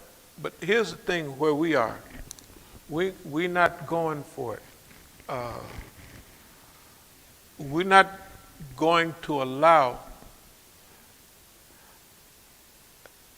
the sweetie pie immigrant community to alter our approach. If the other brothers do it, that's their business. Like Tufel said a few times, man, I wouldn't do this. I said, but they would. You can't judge the people by what you know, because I used to say that, man, I wouldn't do that. So it almost meant they wouldn't do it. That's not the case. Because you wouldn't do something or you would do something has nothing to do with their morals and their ethics. Because actually, and this is not bad, you have to remember, human nature is basically not that strong. That's why government is so important. Like government got all of this messed up. Imagine if we had a good government. See, the good government, and that's our vision, that's our dream. We believe it's possible to have a good government that brings good out of people. So if it's 75, 80% good, that's fine. Because the human being is we're not talking about utopia and all of that old stuff. Well, what they call utopia. We're not talking about that. We're talking about a good world, a world where the government's job is to do good and bring good out of people. In other words, the criterion for management is how much good does it produce, not how much wealth it produces, or how much, Okay, that's what we're working for. That's what we're working for now. We believe it's possible. That's what we're going to do. We don't care what they say. What are we working against? Well, Danish conspiracy, Daniel Pipes, Abe Foxman, Steve Emerson. Now imagine Sean Hannity that you see on those things that we put out sometimes. That's Donald Trump's advisor. Right? Come on. You ever see him? They say that. Now, if I'm the only one ever made fun of Sean Hannity and lived to tell the story, what the hell do you think he's telling Don? When he remember a nightmare, it was our interview. Because I laid on him. I just laid on him, and then by the time it's over, everybody's laughing at him. If I'd have just came out dropping blows and all of that, you know what I mean? It wouldn't have went over. But we just went on out just cruising along, and then boom, boom, boom, boom, and that's it. Okay, and he's the president's advisor now. But we're so happy with our present president. Is unbelievable. It would take 2 or 3 lectures to go into all the good that he's doing. But here's several main things. At first, there was a possibility of Hitlerianism. He didn't blew that. Hitlerianism, like Hitler, he was slick enough to implement this program, and he got millions of people killed. Don and blew that. Militarism, out the window. No, those are big things. The little stuff we deal with now is just little stuff. But Hitlerianism and militarism is out. When I say militarism, it don't mean the police. They are already in their military mode. It means the big militarism. Right? The military. Why? Unless somebody's lying, when the Joint Chiefs of Staff, when what's his name was Secretary of State, what's his name? The general. The black general from Colin Powell Mad Dog Mattis, all them. See, now, just imagine these generals. The generals will always say things like, my boys. Now they got my people, like girls and boys. But you know, some of them are not just there to get a promotion, which all of them that get promotions, that's what they do. But Colin Powell told the man, if you break it, you own it. The biggest disaster of those days was the invasion of Iraq. Followed by, first they had Vietnam, and they have won no wars. They was already in Afghanistan, but they thought Afghanistan was going fine. That was the trick. A lot of trick lay behind. No, Afghanistan in 2003, we didn't wrap that up. It's going. We got ready to go home. It's fine. That was a trick 'em. And they went into Iraq, weapons of mass destruction. All those kids coming home with legs blown off, walking on stilts, half of their head blown off, no arms, right? See, modern medicine keep you alive. Now, if you got one rhythm, they just pump stuff in you and you live. In the old days, when you got a heavy wound, hey, you just gonna die. Or they cut your arm off or something. Now, hey man, if they blow half of your brain off, if they can get you back to that station in time, they're gonna puff you up with all kind of stuff and you'll live. But look at the grotesqueness of their life. And them generals are saying, hey man, you set my boys back here. No medical care, no health care. They're committing suicide 22 a day, per day, right? When Shinseki was a general, the Air Force general, when he was put over those guys, they had 155,000 homeless veterans. It's less now. That's a lot of people. Militarism. When old Don told the old general down there to walk outside with him, they're down at his White House last week, 2 weeks ago. The general came back on and said, we are not a part of being abused by civilians, something that he said. Colin Powell said it first. No, Mad Dog Mattis said it. Now you got to remember, these old crackers, they go kill everybody else, but they expect you, the government, to look out. So they thinking, our boys, you ain't did nothing for our boys. And now you're going to, we are not turning our guns on Americans. It's unconstitutional. That's the two things, very important. We don't have to worry, like right now, of the military, right? Don't mean the National Guard. No, the National Guard, 4 dead in Ohio, they killed them white kids, man. They blew them away. The white man, those days, probably the same now.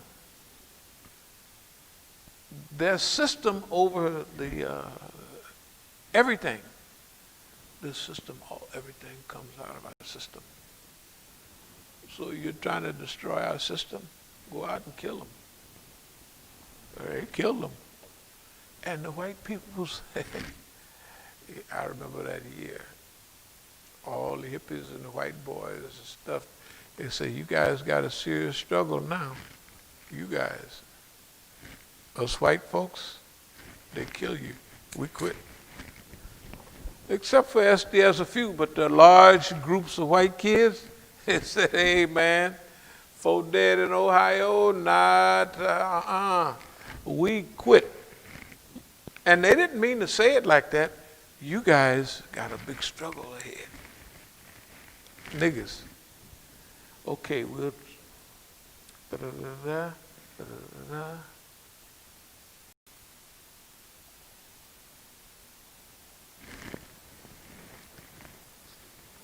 So, we want to immigrate into the future. That's the only immigrate we want. We want to immigrate into the future. Teach in phase 2. Now, visualize our own future. I know we've been repeating that, but we got to get ourselves to see a possible future other than reform. Reform? What? You gonna tell the police what? Maybe just don't shoot niggas or something? And they're gonna listen? Yeah, they're gonna listen now for a week or two. They're gonna be right back to, not they're going to be, they are right back to it. They have the same procedures that they had before. They might just be put it on ease for a couple of days.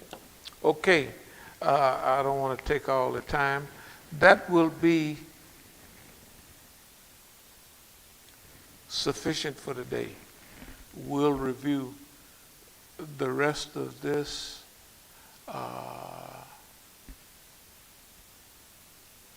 maybe Sunday. But just remember, they have had a total failure. Look, just be realistic.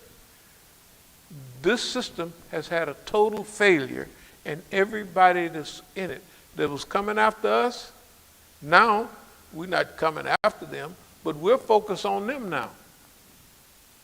They failed on everything. You got to remember, they failed on the tenders, cutie pies, they failed on the money, they failed. They don't fail. You think the white man throw one cutie pie at one nigger, he done knocked it over, right? Or if he threatened one of his children, not all of them, mine, they moved on mine, but the white man sent my boys to the penitentiary, right? And got them hooked on dope, although they wasn't that far away already. But when they come back on a trip, the white man would surround them. And I said, hey man, this is in the early 80s. I said, this is cold-blooded. Because they don't have, I told them, the only way you're gonna beat this is you do just like I do. And I got all of this discipline. And I know they can't do that because they don't believe it. They don't believe what I'm telling them because they ain't never seen it before. You know, like the little fish, old fish, get hooked up by the white folks, and they throwing something is wrong, they throw him back in the water. So he's down in the water, he said, there's a big monster. If you bite that thing there, there's a big monster up there. He got something. He's telling about boiling oil. He's boiling oil. He's going to cut you up in little pieces and put you in that oil. Little fish swimming around. I don't see that like that. Right? He don't see it. He just don't see it because he's not involved. He don't see that. Then bites that hook. If he's lucky, he's too small and they throw him back. So he ain't gonna never forget that. He go around and tell that. But some of them, they're gonna get pulled up, chopped up in pieces and dropped in that boiling oil and become fish meat. The same thing with our kids now. With my daughters, I love my daughters. But I ain't gonna let the police, you know what I mean, all that dumb stuff. No. When I say they're misled by their mama, they are. But I love them as individuals. But I don't pay no attention if they act crazy with me. I don't pay no attention at all. That's all on their mama.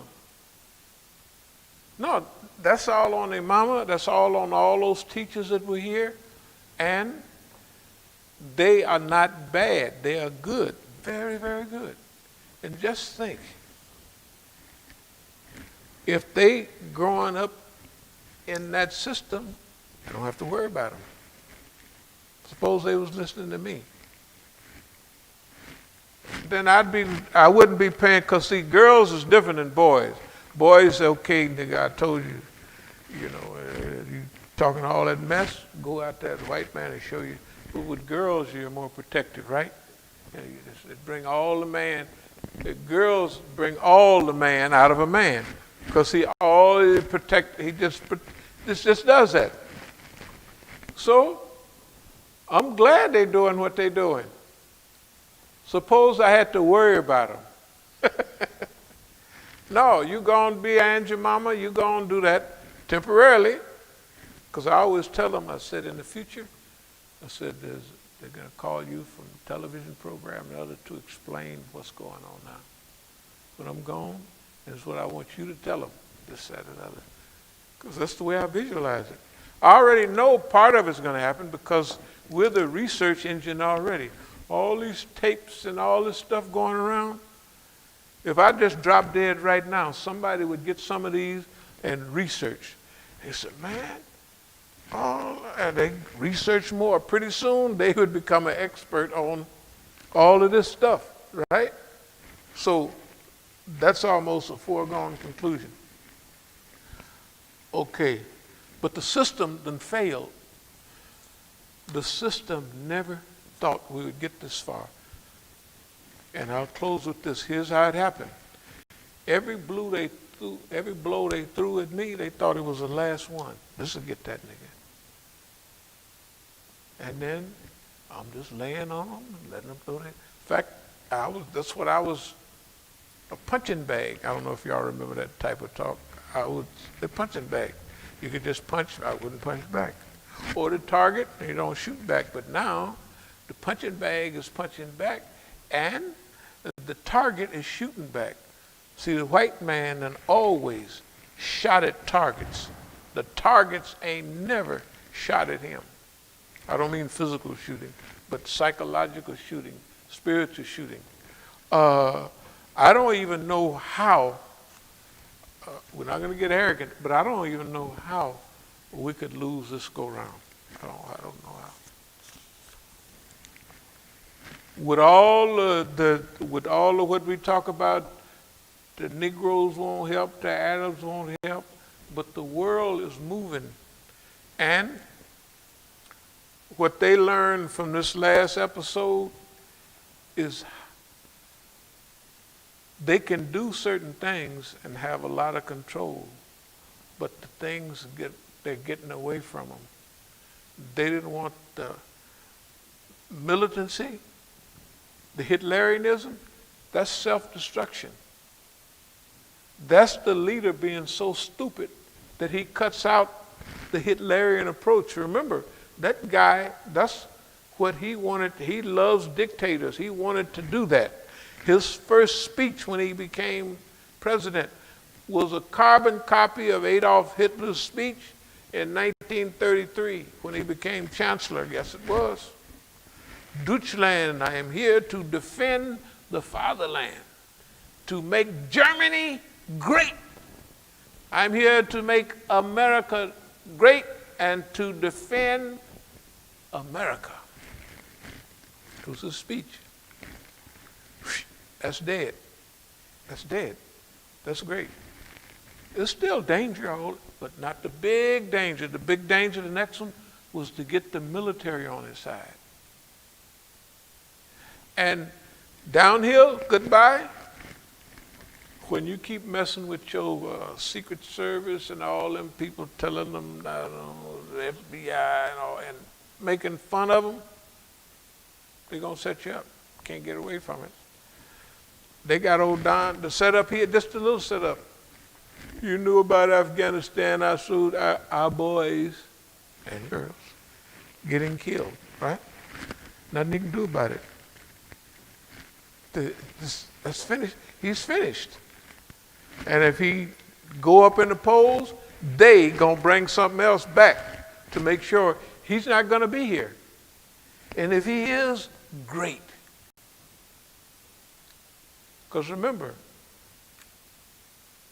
the election of George Bush, the stealing of the election, if we'd have had what's her name in 2000, it would have been different. But we got George.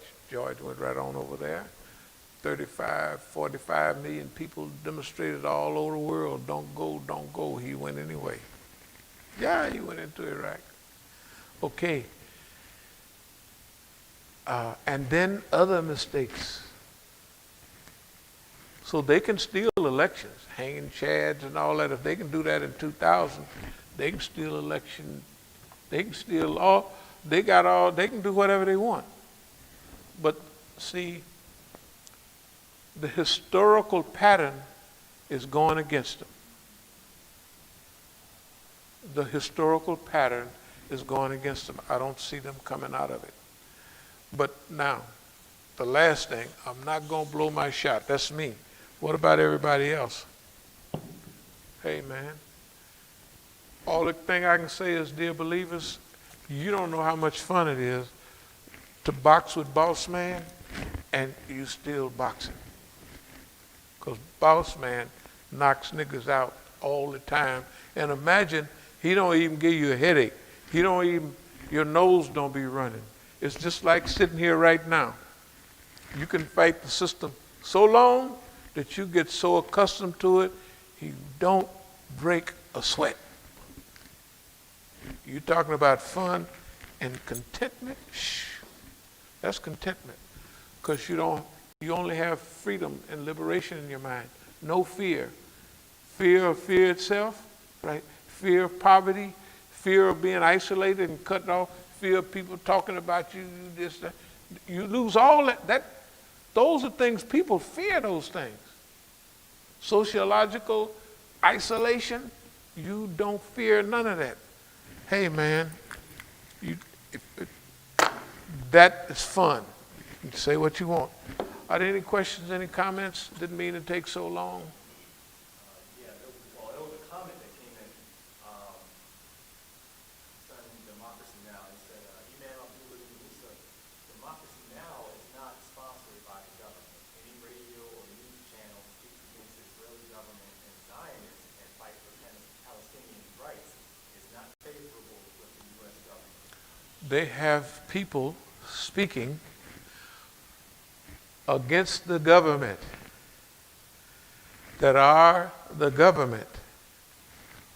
No, you don't go down and pay your money to go into WPFW. But Democracy Now! Is a made up, the people that are doing the speaking are made up. They sound nice. They're good people. Noam Chomsky is a good anti-revolutionary. The lectures are fine. But it's not us. They chose those people. The system chose those people. Right? And what I'm trying to say is, the system, chooses everybody that you see. There's no bigger expert on recent Negro history than your dear brother. Not only been through every step by step, and no one, no more accurate, not even close to where things are going worldwide. You hear it from other people, but you ain't gonna hear it from us, right? You're not gonna hear it from us. Even people that want to help them. Remember we had some, I asked everybody to listen to Kushir Murabani or something like that. The one on, yeah, Kushir Murabani. Yeah. That was China. Was that China? Yeah, it was like, the West broke it, but China fixed it. Yeah, that's right. Okay. But we give, that's good. But we've given that lecture on China mixed with Japan and what to do about India and all of that. And we haven't been to know, not only the radio station, your institutions, Department of Strategic Studies, and they got 50,000 other clubs at every university. They got a whole staff of people at those universities that study us. They have people on Central Asia. They have people on the Middle East. And they have people on all of those subjects, which I get a chance to listen to some of them now, and just listen on the phone. Okay. I'm not bragging, but, this camera's still on? I'll go on and say it. I'll go on and say it. This is what I believe. Those people are lightweights compared to where I'm coming. Very, very, very light. All of them. Very light. Because none of them, we have been all around the world, Africa, Asia, the Middle East, and everywhere. South America. When we talk about the drug trade, we know if the United States government, if revolutionaries interfere with their drug trade in South America, right? Guerrilleros, they call them. Okay, the FARC, all of them. And they start making so much money selling drugs that they can buy all new weapons and everything because they're selling plenty of dope, right? So the revolutionaries are selling dope, right? Now, if you hear there are 17 military bases, U.S. military bases, I thought it was 7, but I just heard it was 17, in Colombia right now, and they had to fight the revolutionaries to straighten them up. Why? Because they was cutting in on the dope money, and they sent the military down there to straighten their butt out. Okay. You're not going to get that from, you may get a little pinch here, you may get a little pinch, but not that clear cut and not that concise. The other thing, and you don't hear nothing about it. So if anybody tells you about a protracted struggle, then they tell you there's going to be temporary flash in the pan stuff. Then they tell you there's going to be coordinated or unified effort. And this is like 11 years ago. That's a long time ago, 2011, right? Then there's going to be a unified regional vision. And then victory. Regional vision. That's years ago. All right? You don't have nobody, ain't nobody talk about stuff like that. That's done already happened, but they're not putting me on there to talk about that. That wasn't even, that's a zillion years in head. And in 2006, the Jews is going to kill everybody in Lebanon. And we said, that's good news. That's good news. It's more. I could talk that stuff all day. I'm telling you, the Negroes don't say nothing about it because they don't know nothing about it. Right? Okay. Democracy now? Hey, you may be a democracy. That's good. Now remember, a lot of things I'm going to say that some of you don't agree with it. If I were to say the National Negro is the United States government agent, a lot of people, they think that's the worst thing in the world to say. That's the way I feel, according to my information. When I came here, and I'm going to leave you in a minute. When I came here, I looked at the situation. I analyzed it. But I came here and analyzed it before. Okay, when we go everywhere, we may be moseying along like we ain't paying no attention, but we're paying attention everywhere we go, all the time. And that's why, high as you go up in any echelon of any government that we have any influence with or any movement, that's why Dr. Siddiqui would say, this guy here is the essence, I didn't even hear him, of all that is good. Didn't he say that? Just about said it. Okay, all right. Okay, that's the father of Islam. That's the Islamic movement in the West. And good at it, he really is. Or he really was. But he's pointing, why you think he was pointing to me? You got to think about it. And I'm not saying this me. But you got to get your butt off the ground, dear friends.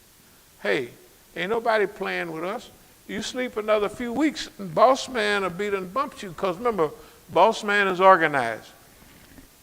You do a few things, and you don't get what you want, and this happened, that happened, but boss man is organized. So even if you demand a little of this and demand a little of that, he just lay on you and take a nap, and you get tired of running around the streets like they already did, right? And he's going to come back with his same old plan, worse than before.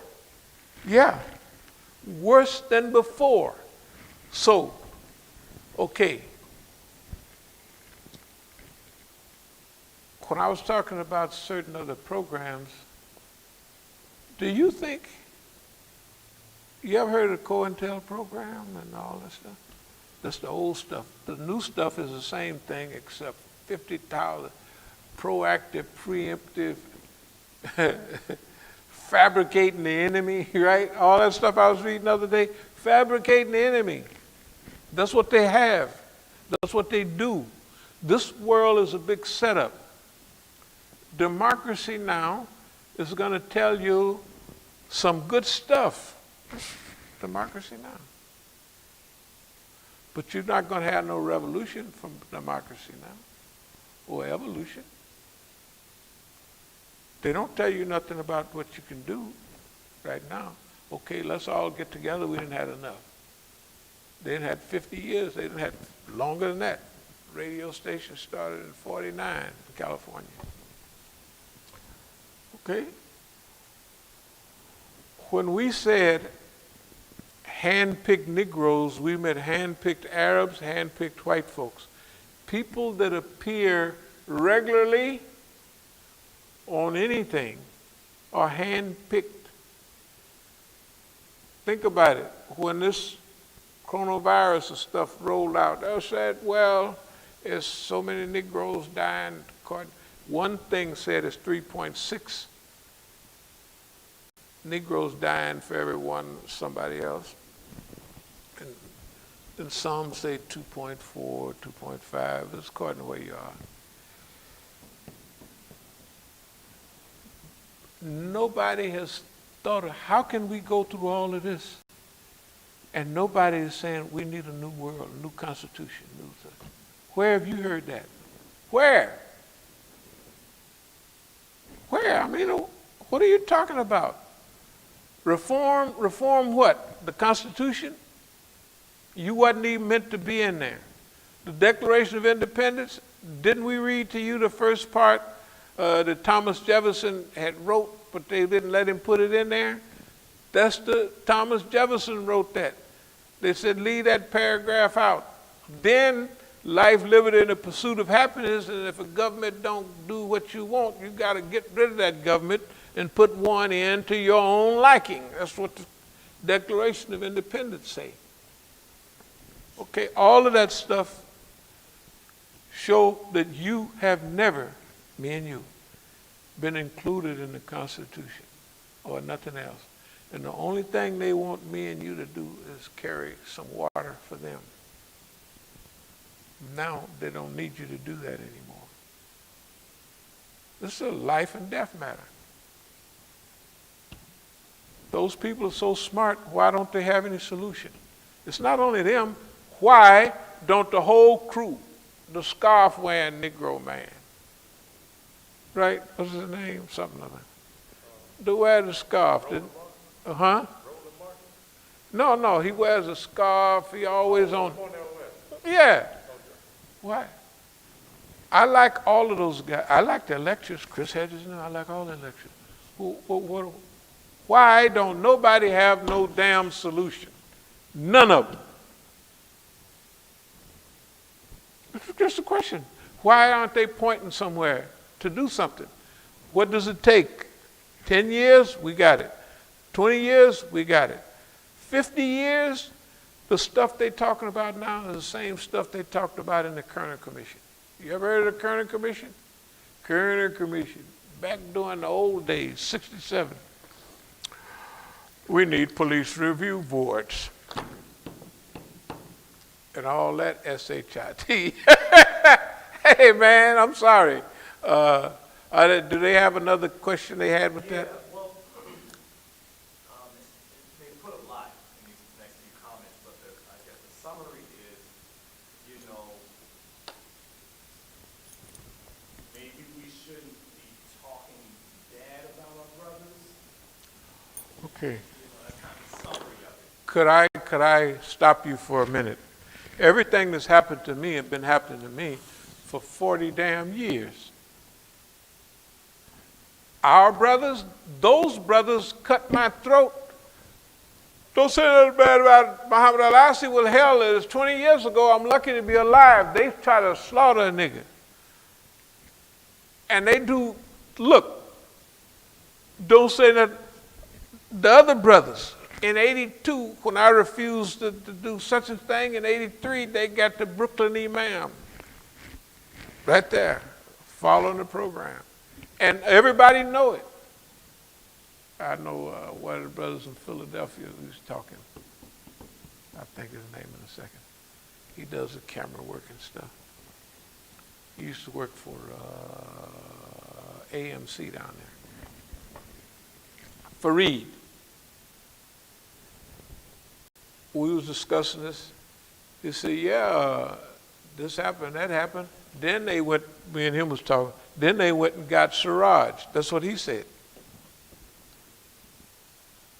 So you say I shouldn't talk about, do you know what them niggas do? Oh, where's your rebellion? Where's your movement? Where's your movement? Who gave it away? I didn't give it away. They gave away your movement. They gave away your birthright. Don't talk about the brothers. Not this go around.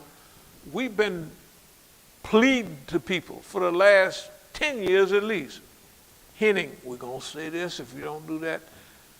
So eventually we got to say it. Those people, Malcolm didn't get scared. He called the people, he said, hand-picked Negroes. Do you know how long ago that was? That was 1963, 64. Hand-picked Negroes. If they hand-picked Negroes in, what do you think? They basket-picked niggas now. They pick them up, they put them in a diaper or something and carry them and drop them in. That's what they do. Why you don't hear nothing? Why? I'm asking the people. Tell them to type something in there. Why you don't hear nothing from none of them? They're not our brothers. They work for the white man. I don't want to go off. We're going to kind of cool this one down a little bit. But just so you know, please don't bother me anymore about our brothers. I done had my throat. I'm lucky to be here. We done had programs in this masjid, and I don't probably know if you, the plumbing backs up. We have a meeting right back there for Manna, and I can't even talk in the masjid this hours and stuff like that. And we have a program up there at Manna in Philadelphia, and they Hamza Yusuf, the great white sheikh. Well, the earth revolves 23 degrees on its axis, and da-da-da-da, and I said, but I don't want to be a part of anything, and my responsibility is that, overseas. We can't have a powerful body and say Amir or Khalifa or something like that. Maybe we could use chairman. I said, yeah, like Chairman Mao. We call that nigga Chairman Mao. Yeah, you don't want it to be Islamic. Right? And I'm sitting right there, and they letting the little Euro talk all he want. And I'm raising my hand, following protocol, and I don't get a chance to talk. None. It's not it is the message and the meaning behind that. And don't worry about it.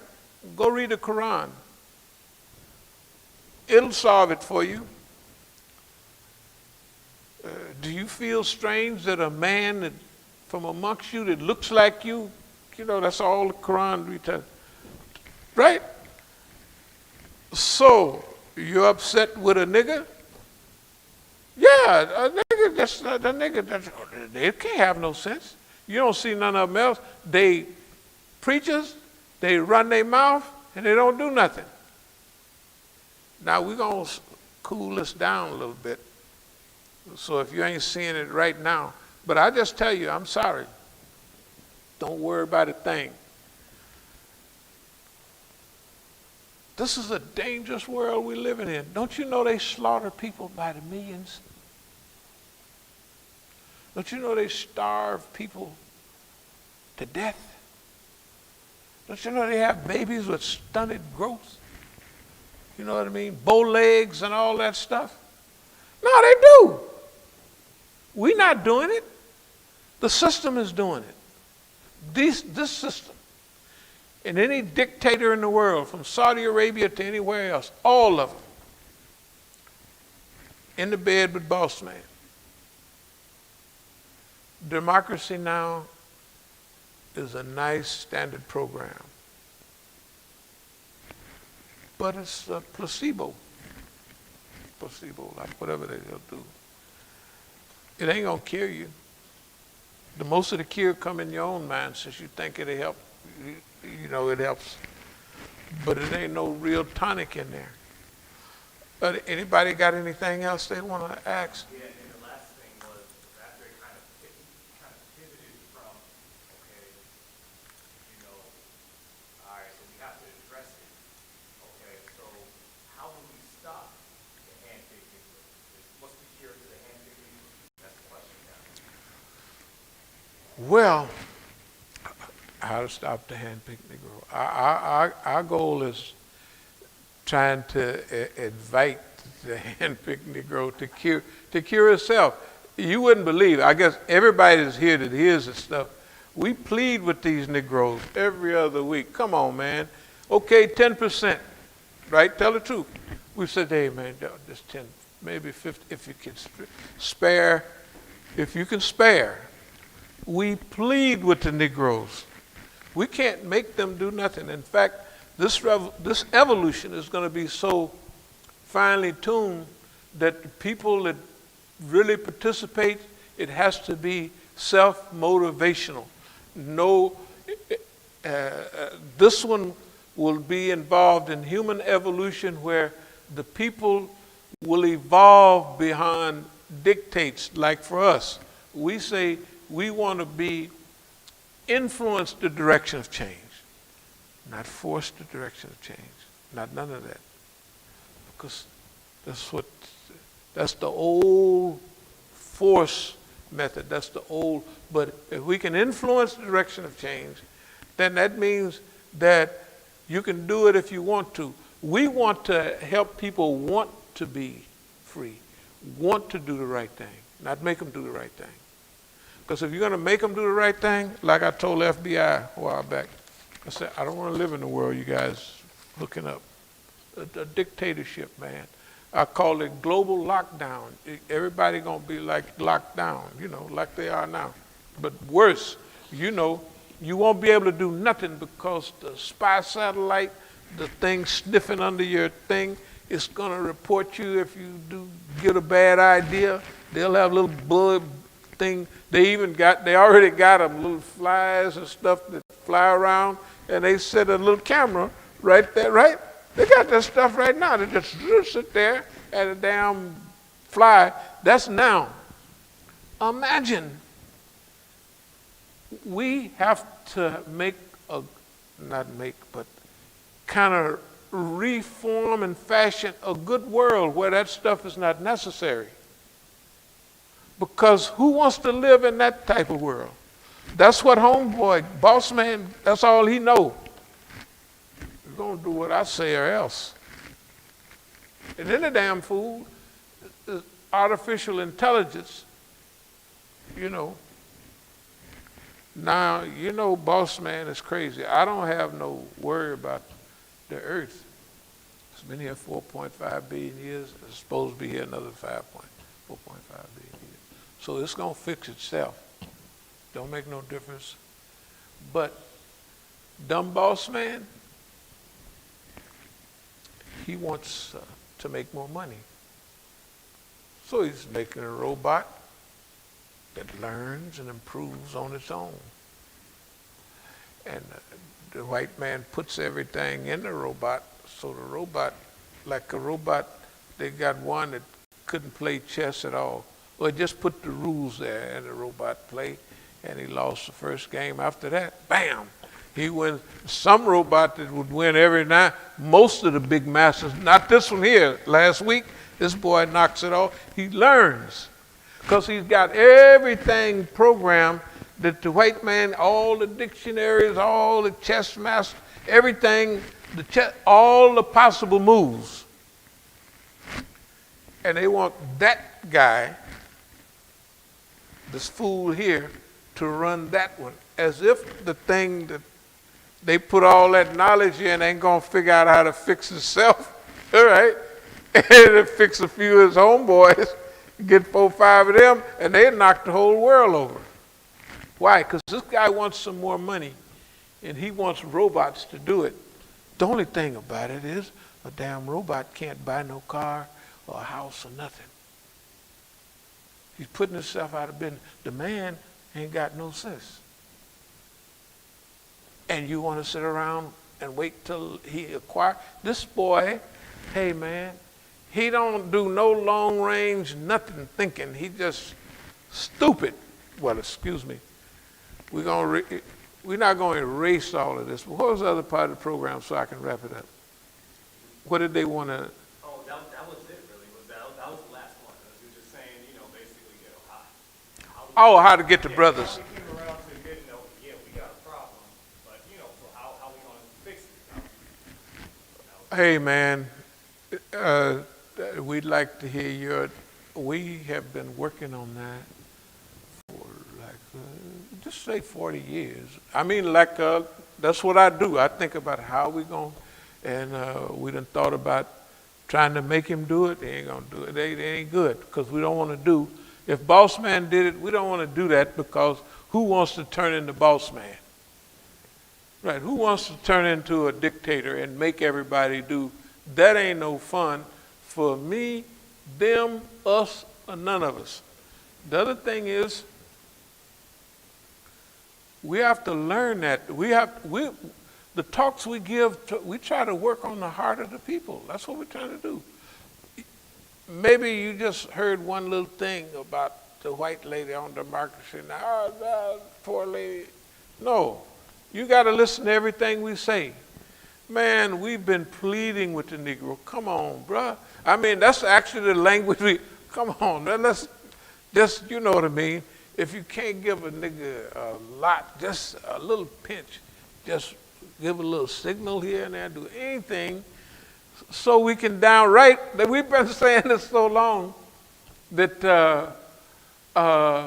you only have so many options. Now, I will say this. We've survived through all of this, and we done coon the white man. We have fun. Look, y'all don't know them old time coon Negroes that make fun of the white man and get everything he wanted. They did exist, but they mixed it up with so many funny things that the white man, the Negro would tell the boss, "Oh, boss man, you a good white man." He wouldn't tell him that in words, but that's the way he'd be playing it. You a good white man. And by the way, if I could use your tractor next week that'll be fine, because you're a good white man. You know what I mean? Them Negroes, if y'all think niggas are slick now, you should have seen them Negroes 1900s and all that. Boy, they was sharp. They had to be, because not only the Klan, but everybody was trying to wipe them out, and they knew it. Yes, they did. So, they had ways. They had to fool old boss man. Okay, we fool old boss man pretty good. And we even play with boss man. We're not mad at Boss Man. Boss Man is bad. He he hurts a lot of people. But we've learned how to live with him ourselves. It ain't nothing he can do. And in closing, we are content because we have made this our leisure. And that's all we can say. So we thank y'all very much. But the Negro is mind-boggling. We've been thinking about him all the time. We sleep thinking about this. Sometimes we even call him a house full of niggas. The nigga boy just won't do right. Then we go back and try to, hey, thank you very much. Yeah.